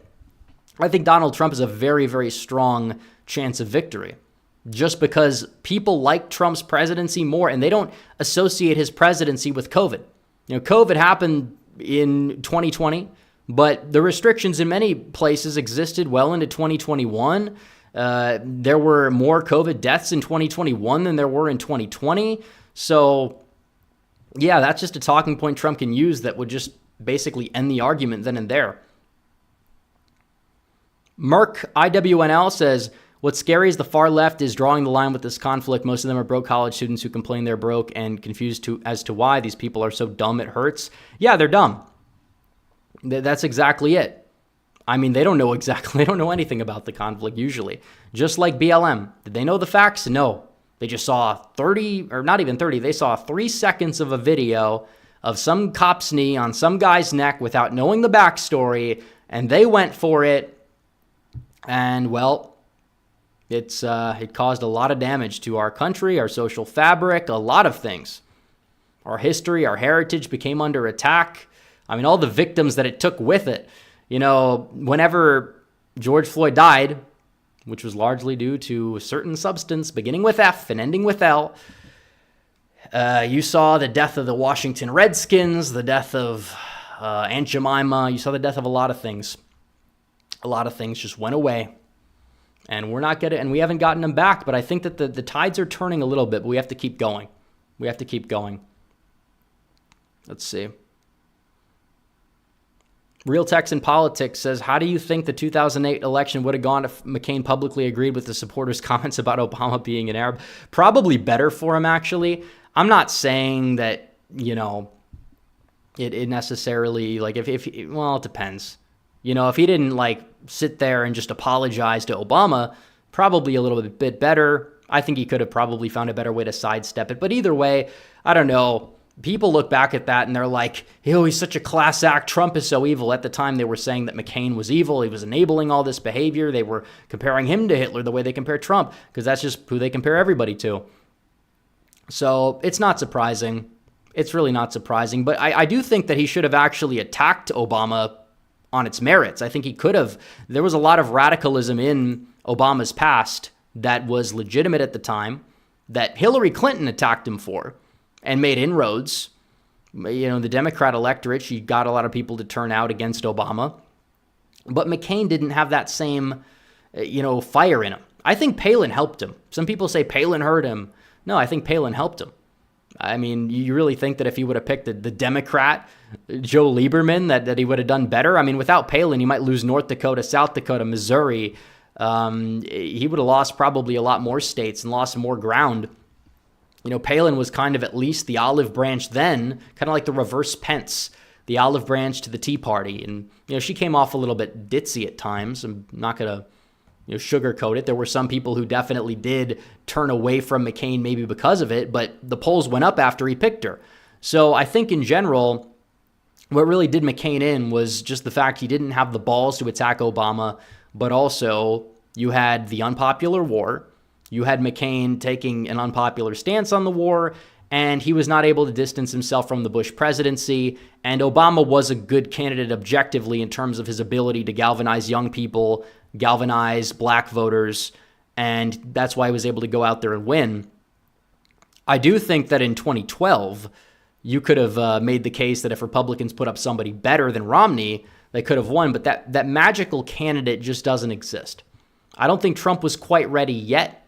I think that somebody that kind of came out of the Tea Party, but optical Tea Party type, could have very well gotten it done. I don't know who exactly it would have been. I don't think the candidate really existed at the time. But I rewatched a bunch of debates over the past, couple weeks or so. And I will say Romney did just destroy Obama in that first debate. Incumbent presidents don't do well, which is why it's a good thing for Trump this time around, because the first debate is really going to, be the one that matters most because it's before a lot of the early voting, you name it. And Trump, I think, knows how to debate Biden more so now than he did initially. Because I enjoyed Trump's first performance, but at the same time, he was feuding with the moderator. Chris Wallace is a jackass too, but I'm just saying that people watching the debate on the fence, they were disillusioned by the entirety of it. But when you're interrupting, maybe it might make, Biden not be able to trip over himself enough. Now, the second debate, Biden tripped over himself a ton. Trump basically mopped the floor with him. He didn't really have to do a lot of work for it. But still. Let's see. Bailey Spangler says, steak is getting so expensive. It is. Logan AG says, got a fun one. Do you play video games? And if so, what do you play? I'm very partial to Assassin's Creed myself. I don't play video games very often. I mean, I've talked about that before, but I don't really game. I've kind of always been a little bit averse to it. And I know a lot of people like it. I'm not going to knock it too much. I don't think it's a good thing to do 6-7 hours a day like a lot of people in this generation do. But when it comes down to it, yeah. I mean, I don't really game that much. I play Madden from time to time, 2K. Usually I play with other people that I know in real life. I don't really do it by myself a whole lot. I played the Just Cause series, Just Cause 2, very good game. Just Cause 3, good game as well when they added the wingsuit. Really enjoyed it, but it's not like one of those big games like Call of Duty or GTA that a lot of people play. I don't know, maybe I will try GTA 6 for the meme, but probably not going to play it very often. I don't really play video games that much. So Zachary G says, what's your thoughts on Trump going to the Libertarian Convention on May 25th? I think it's good because Libertarians don't have a candidate this cycle. Some might try to really go to RFK Jr., but whatever clown they put up isn't going to make an impact. They're really not. There's no Gary Johnson. They know it. And Trump kind of going to the convention, what it does is it kind of shows he's giving them an olive branch. That is something that he can do. Some people say put a more libertarian VP. We talk about how some libertarians have policies that are not popular. But when it comes down to extending the olive branch to these people, going to the convention, legitimizing their joke of a party, I know, I'm not the biggest fan of it, but I think it's good politics. I really do. I think it's good politics. Base Cat says, remember shit lives at a meltdown in 2018 when DeSantis said his gubernatorial opponent Gillum would monkey up Florida? Yeah, I mean, that's a common phrase, like, let's stop monkeying around. But apparently it's racist if it's like there's any possibility that there's a black person involved. For all I know, that woman was not the only woman that was yelling at these guys. They did mock her, and she was mocking them. They've been mocked. These other people on the other side are crazy. They're chanting death to America. Like we've said, they say all these horrible things about white people. They're basically saying, genocidal things about, Jews and things like that too. But the takeaway is that, this white guy made a noise that we're going to try to interpret in the worst way possible, which we don't even know. We don't know. But yeah, I mean, I remember when that happened. Yeah, DeSantis. Yeah, he's definitely at a roller coaster, that's for sure. Scorpid Black Dragon says VP is not term limited. Choose one for multiple administrations. I mean, they're not term limited, but I don't know if you want this VP to be the VP that's going to be the next president's VP. They'll have to make that determination. Maybe it will be somebody who's more of a ceremonial choice, and the next person that comes in will keep them as VP. So there's that. If Trump's going to pick Rubio, yeah, I think that he should probably cut a deal with him where Rubio doesn't run in 28, because I don't know if he's really that much of a material to be a successor. But could he help advance Trump's agenda through Congress if he's going to be loyal? I mean, I don't know if he's really that much of like a snake, even though he has had that neocon past. I think that he would be like docile because he's cozied up to Trump over the past 3 years or so. If Trump picks him, I think that Trump, his judgment, I don't think is going to be too clouded. But I know why people don't like him. I get it. I get both sides of the argument. I'm not going to shill for him. But I think that electorally speaking, you can make the case he helps Trump out the most just because I think Florida obviously is already shored up, but Georgia, North Carolina, Arizona, Nevada, he's great for those 4 states. You look at that, He's already got 268. Now Trump can go in the Rust Belt. But then Rubio's economic policy recently has been relatively populist too, so I don't think he'd hurt Trump in those places. So I don't know. Let's see. Sussy Boy says, what's your top career goal? Rep's a beast. I don't know. People ask me about politics all the time, running for office, things like that. And there may be some merit to that. I don't know what I'm going to do. We'll have to see where the next year and a half is going to take me, and we'll have to go from there. So let's see. M says, immigration as a whole needs to be abolished. Helping non-Americans seek a better life in the U.S. over helping American citizens is not America first. Yeah, I pretty much agree with that. I think that we need a moratorium, a net zero moratorium that would basically cut the rate of legal immigration to the same rate that people are leaving the country. And people always talk about, but the birth rate. That's that's becoming a problem regardless of immigration or not. We need to incentivize Americans to have families. We need to restore our culture. And we need to get these people that are here to assimilate. Democrats want to flood the country with illegals, give them amnesty because they know how they're going to vote. And legal immigration is a problem. The reason why I haven't been talking about it so much is because it's really hard for me to focus on the 4 million legal when we got to get rid of all the illegals. But it is true. I think that there is a mandate, and Trump may do this because he already in 2020 put a moratorium. You can do it.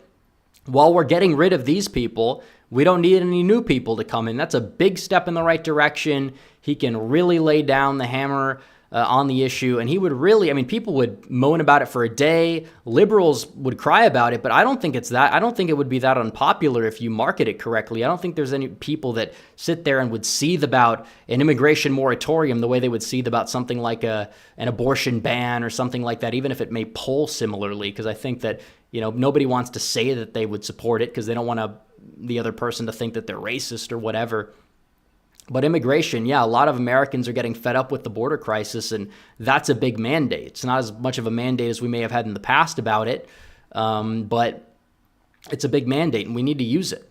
Get the illegals out, deport every illegal, and then focus on cutting legal immigration as well. Slow it down. Pass the RAISE Act. Do what you got to do. Yeah, the RAISE Act's a stopgap solution. I don't think it's the be-all and end-all, but it would cut immigration in half, and it would also be something that would still have a lot of public support and definitely move the needle in the right direction. So, yeah, repeal Hart-Celler, maybe. We'll see. I'd love for it to happen. But I agree, and foreign aid as well. We have a border crisis. We're giving money to all these conflicts.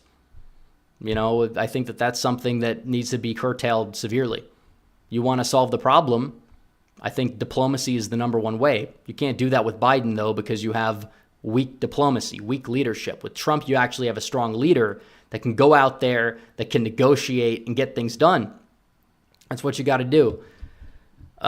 Real Texan Politics is average suburban voter be like, I used to call Obama a Muslim Kenyan socialist, but now I'm a Democrat because Trump's a meanie, Slava Ukraini.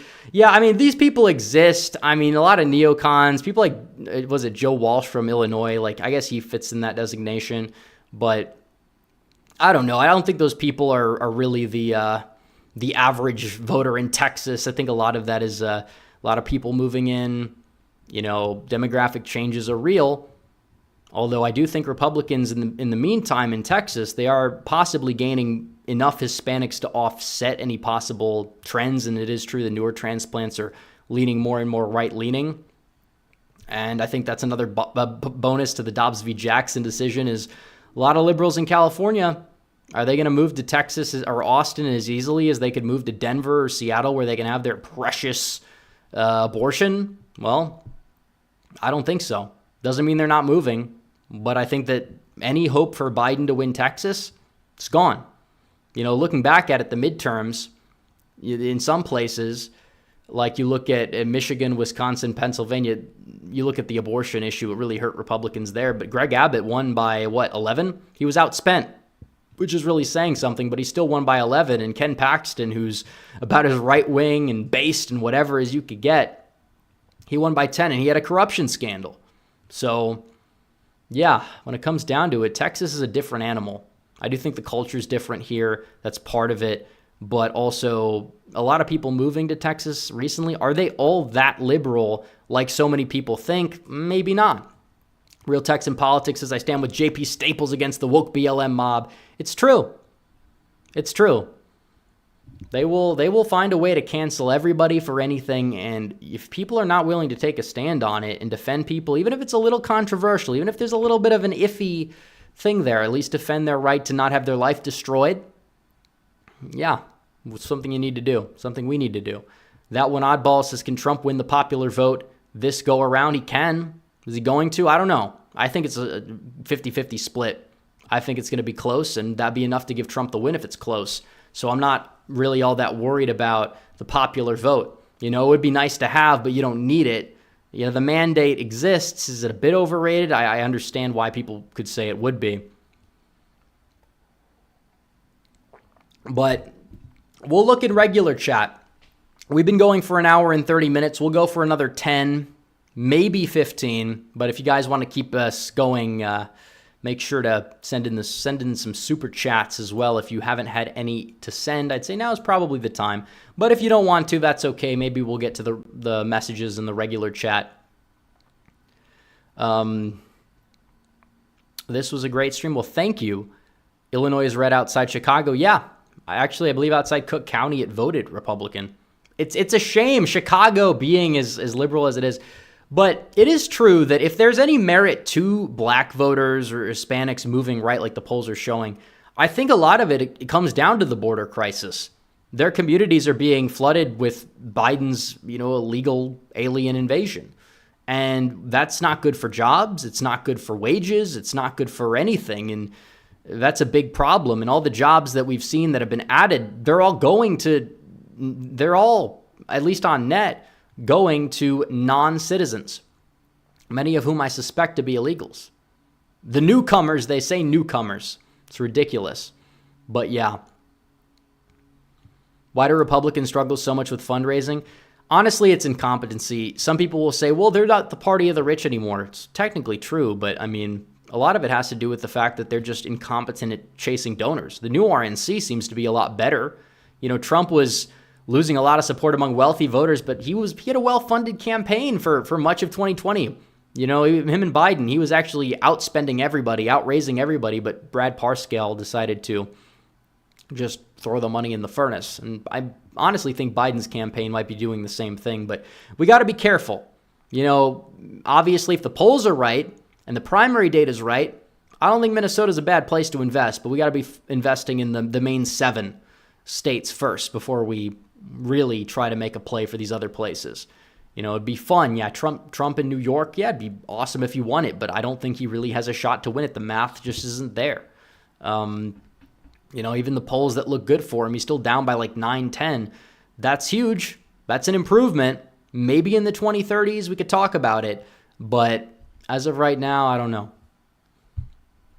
It is true that we never know, but I'd rather have it be a surprise than waste time and energy on certain places that we just end up falling just short in, and then we fall short in the states we need to win to get to 270. Because this is the most important thing. It's winning right now. That's it. We got to win. And if that makes me an electabro or whatever, I don't think it does, because you're not going to do anything if you can't win. I think that it's important to note that if we don't have this election, we don't have this country. That doesn't mean I'm willing to compromise every value. I don't think that doing so would win the election, but we need to be talking about the issues that matter, like immigration, like the economy, like crime, like what's going on in general in the culture to a certain extent as well, in Biden's far left administration. All this needs to be talked about. All of it needs to be talked about. So Trump flags everywhere in DFW. Yeah, even in the cities, you see a lot of it. Dallas area. I think Democrats to a certain extent may be hitting a wall. Who are these new voters? And how's Dallas County going to move left by 6 points again? Even like the new citizens, they don't vote very often, and you have a lot of conservatives moving to these places, and certain demographics moving right faster than other demographics may move left. Is Trump even going to really lose more ground with the suburbs? Just due to some demographic changes, he might. But a lot of that is just from state to state migration in the same state, and then he'll just gain in the urban area. So I don't know to what extent he's really going to lose ground. I mean, he might lose some voters, but I mean, I feel like Biden got a ridiculously high turnout that's just not really, I guess you would say, sustainable. Because even in these midterm elections, Democrats did well. It's like they still did worse than the Republicans nationwide.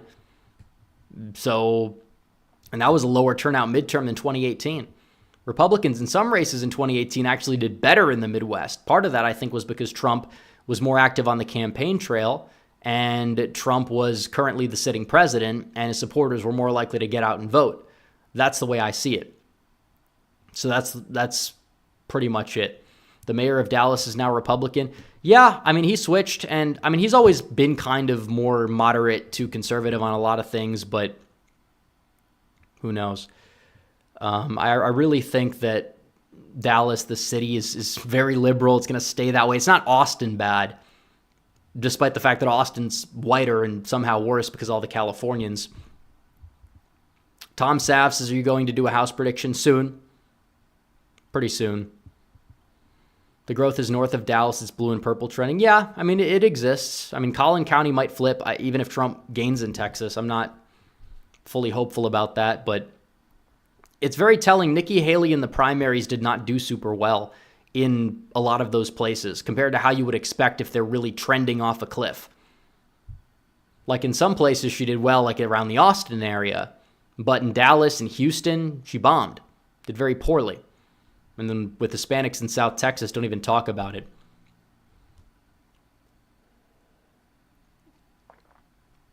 Could Kemp beat Ossoff in 2026 in the Senate? Possibly. I don't know. I don't want to talk about 2026. We'll talk about it. We'll get there. But we got to win 2024 before we start to touch base on 2026, 2028, you name it. But we'll see.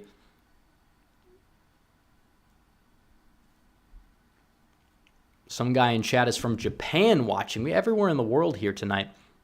Merck IWNL says suburbs will shift right a bit simply due to the fact Biden's turnout won't be where it was last time. We'll see. It's possible. I mean, you saw that in Texas in the midterms.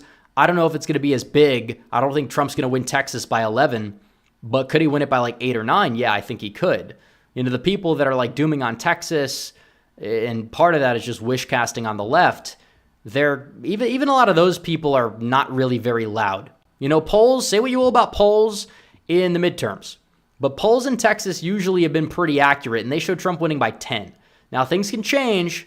I'm not saying they can't. We got 6 months to go, but still, they haven't changed much in the past 6 months.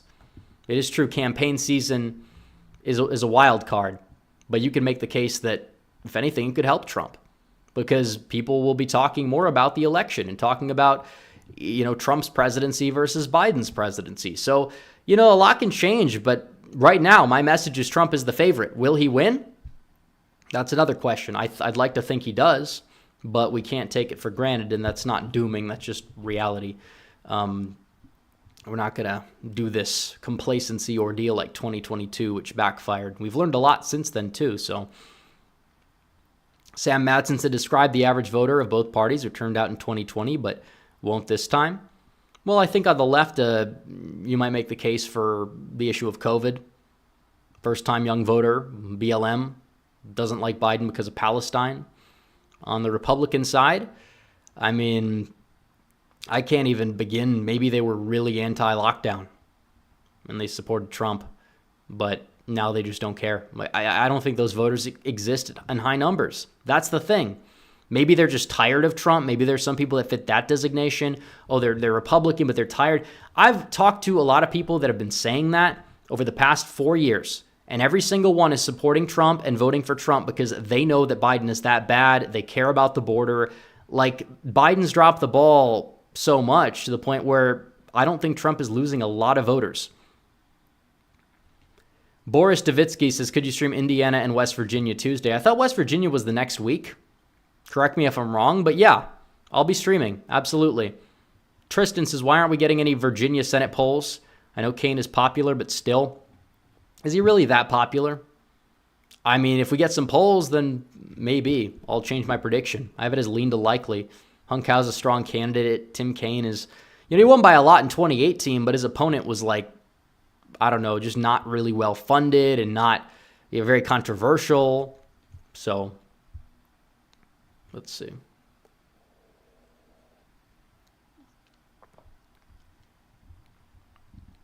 I think that's the end of the super chat. So we'll go for another 2 minutes. This will be the last call. Last call for super chats. We'll look in chat, but it's definitely late. It's almost midnight on the East Coast, but we've had 1,000 people, 1,000 concurrent viewers most of the night. But make sure you guys like up the stream.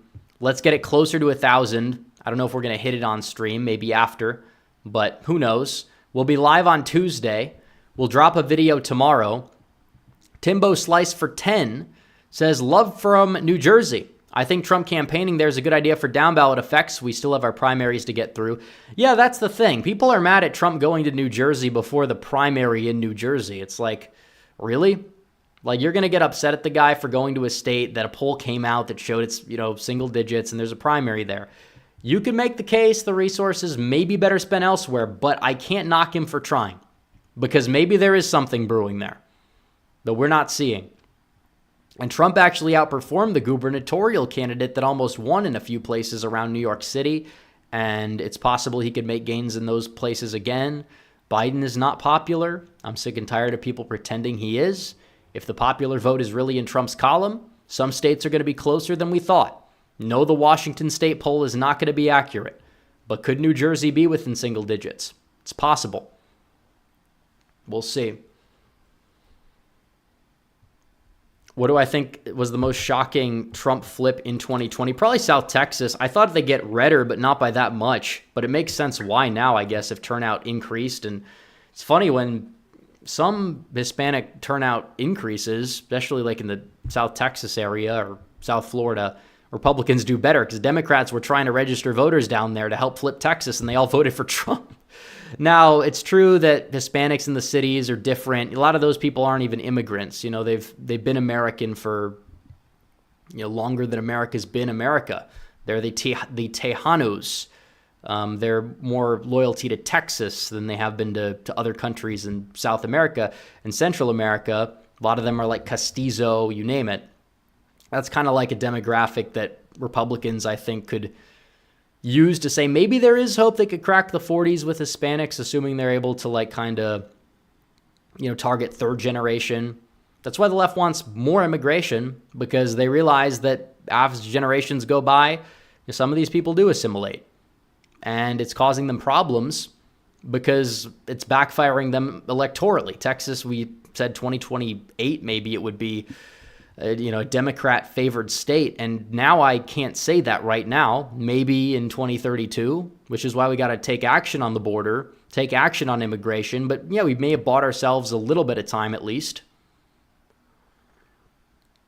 Look at the EN Drama channel. They stole your video and re-uploaded it. Yeah, I'm aware of that. Somebody sent me that. Some people are taking my videos, and they do it to a lot of people, not just me. I think they even do it to Let's Talk Elections, of all people. A lot of these other content creators, they take the video, they put up their own graphics, and then they put my voice through like the AI filter, or they take it, make a script of it, put it through AI, repost the video. It's just weird. I'm not even like personally that perturbed by it. They usually don't do all that well, but I find it just to be a waste of time that they're going to do that. But I think that they do it so they can't copyright me for it. There's also a TikTok account that's not mine that reposts my videos, even though it's all my content.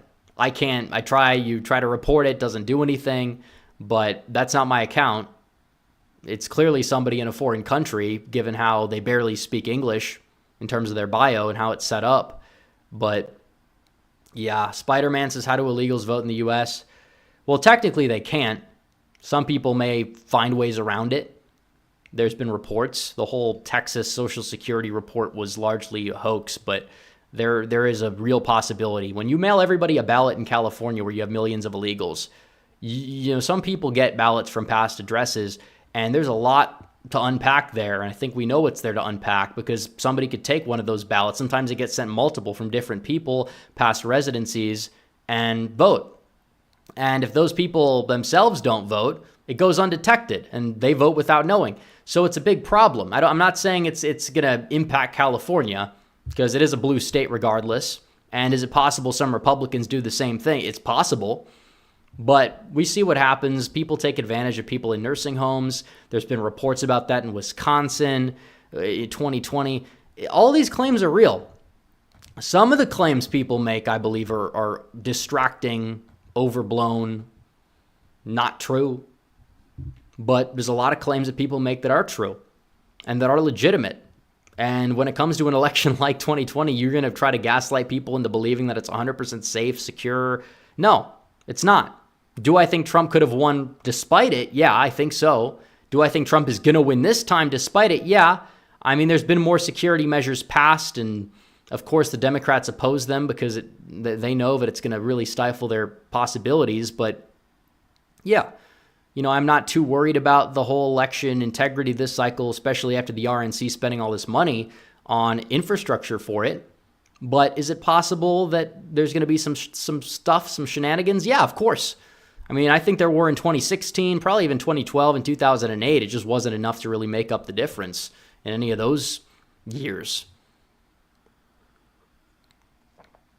Merck IWNL says, Rep, didn't you do an election night simulation video in 2020? They're super entertaining. You should do another. I thought about it. Maybe when we get closer to the election. Maybe when we get closer. I don't know. I might think about it. But we'll have to see. Let's see. This Frank guy's been upset this entire time. He's seething for I don't know what reason, but honestly, if you're just that upset that all you do is just troll, all you do is whine, just don't watch. It's that easy. Just don't watch. Like, nobody here is agreeing with you. You're just yelling. You're the old man yelling at the cloud. I don't even know if he's old or not. Apparently, you think he might be old because he's blaming young people for, I don't know, diluting the message, apparently. Whatever. Do I think New Mexico could be a swing state? I don't know. We've heard about it. I think we'll get the answer after this year, but I can't exactly say why.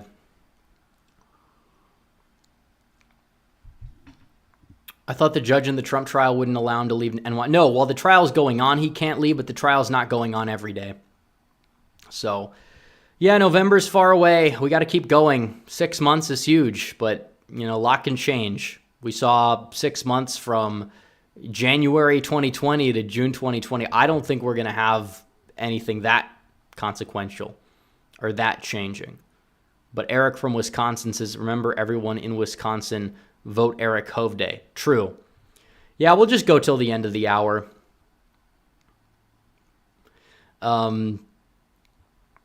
Let's see. What do I think about Fuentes being unbanned on X? I think it's interesting. Obviously, free speech is important for pretty much everybody. I disagree with many things he has to say. I've been, I believe, fairly clear about that. But I think, yeah, if you're going to have a free speech platform, you got to let everybody on. You got to let everybody on the platform, even if you find some things they say abhorrent. There's a lot of things that people say that are really bad and really abhorrent on social media that are allowed on social media. You see doxing, you see what they're doing, all these liberals are doing, what they have to say about, white people, they say about X, Y, and Z. These people get promoted by the establishment, promoted by the media, but, they don't get banned. Now, I will say this. I think it's interesting that he gets unbanned despite the fact that the push to unban has been going on for 2 to 3 years with Elon. And I think it's interesting that, all these groups that basically try to, pounce on what he says, they ruined his life in many instances, try to get him banned. They're a little quiet. So I'm not saying that, Elon is a part of a scheme. I'm not saying that he's even a part of it. They probably are acting on their own volition. I think Elon just letting him on for free speech.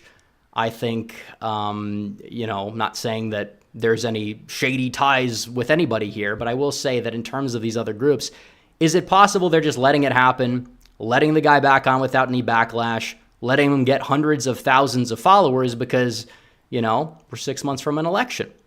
They have their boogeymen. The Proud Boys in 2020 was a boogeyman. Largely non-existent, largely irrelevant.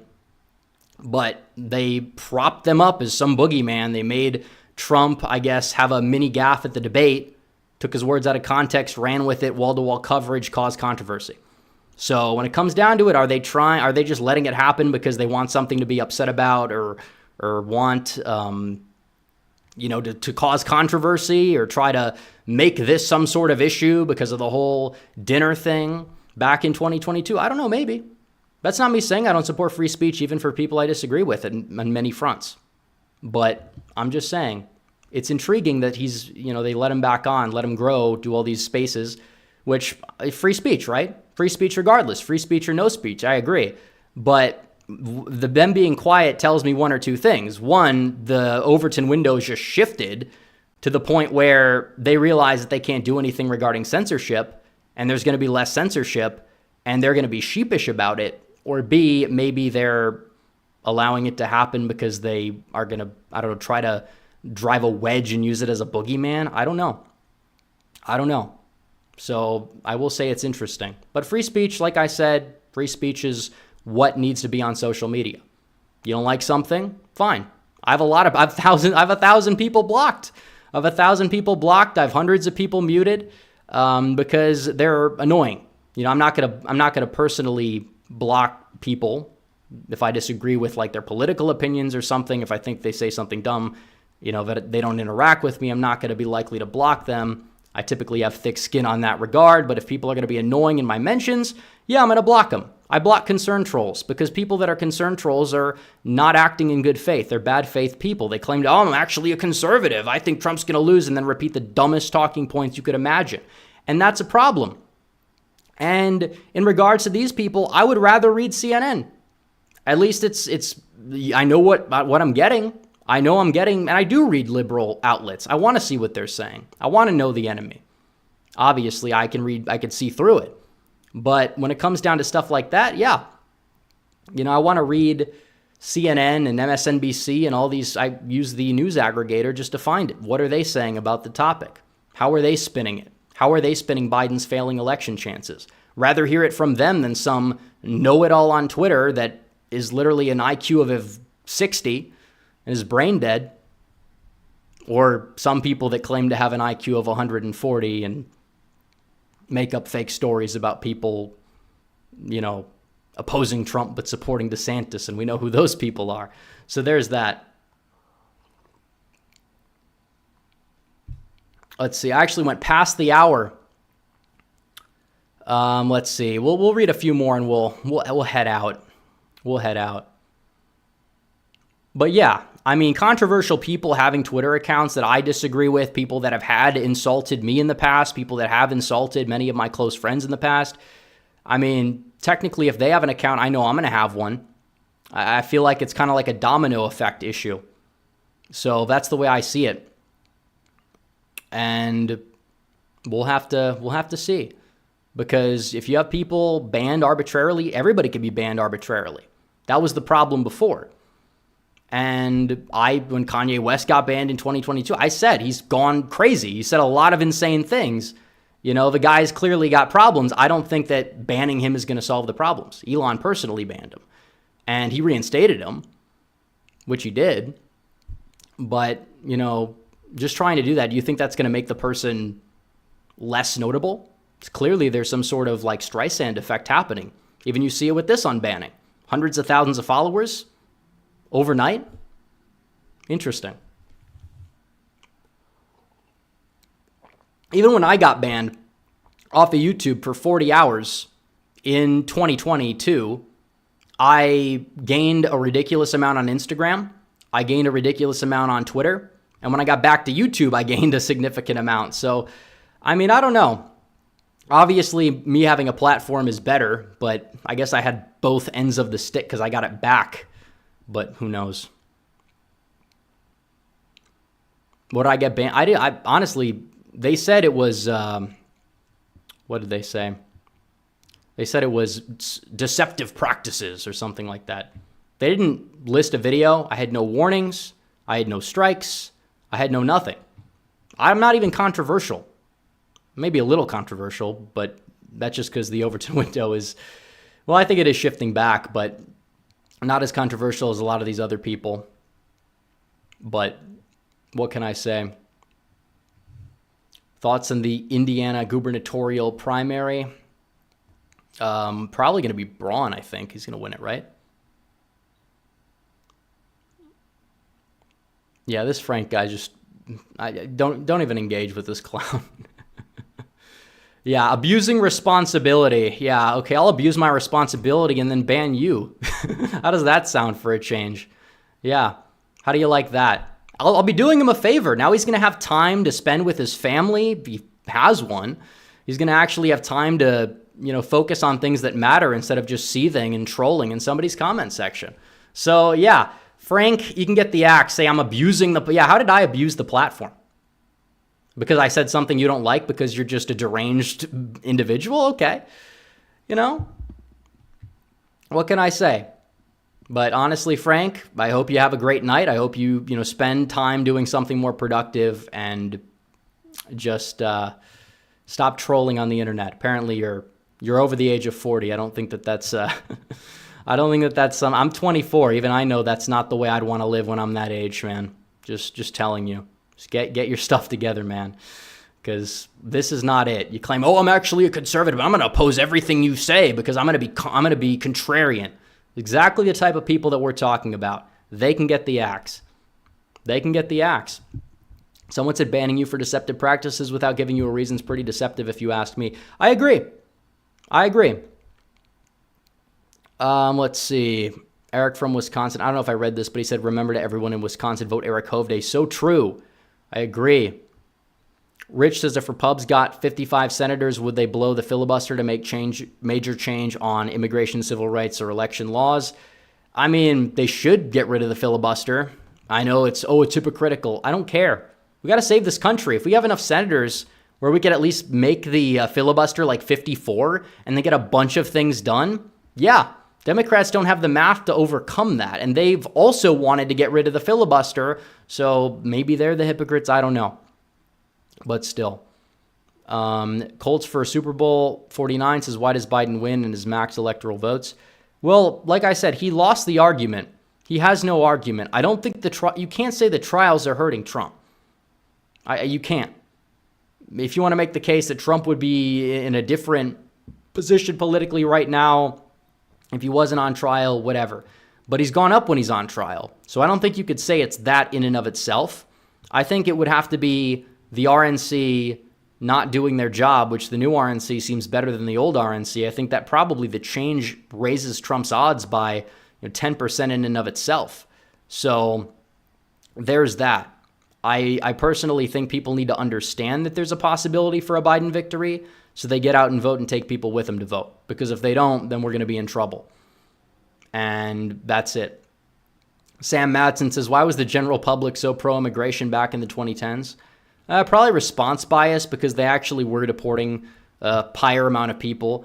They always talk about Trump didn't deport as many as Obama. Well, first of all, the definition changed. Second of all, Obama wasn't deporting people very much in his second term. And the reasons why the deportations were high in the first term is because Bush was deporting a decent amount. And Trump changed the definition back to the Bush definition, and deportations went up.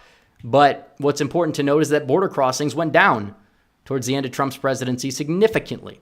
Now they're back up, not just to pre-COVID levels, not just to mid-2019 levels. They're back up to record highs in many cases. Record highs we've never seen before. It's not even close. We're being invaded by the time the term is over, it's going to be 9 million people. 9 million people every 4 years. We talk about legal immigration and the downside of 1 million people every year. That's 9 million over 4 in addition to the 4 million. That's 13 million. Now, granted, the 9 million is not going to be able to vote until they get amnesty, which they want to do. I mean, the so-called bipartisan border bill that basically greenlit amnesty, you can't do that. So, I don't know. It just wasn't talked about enough. And you also had more neocon leadership. So maybe that's it. I don't know.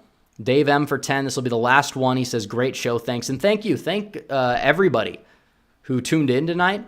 Everybody who super chatted, including who is the biggest donor? I don't know. I think it might have been Merck. I think Merck sent the most. I could be wrong. But shout out to Merck for being the super chat of the night. And I hope everybody has a good night, including the one troll that we had to boot earlier.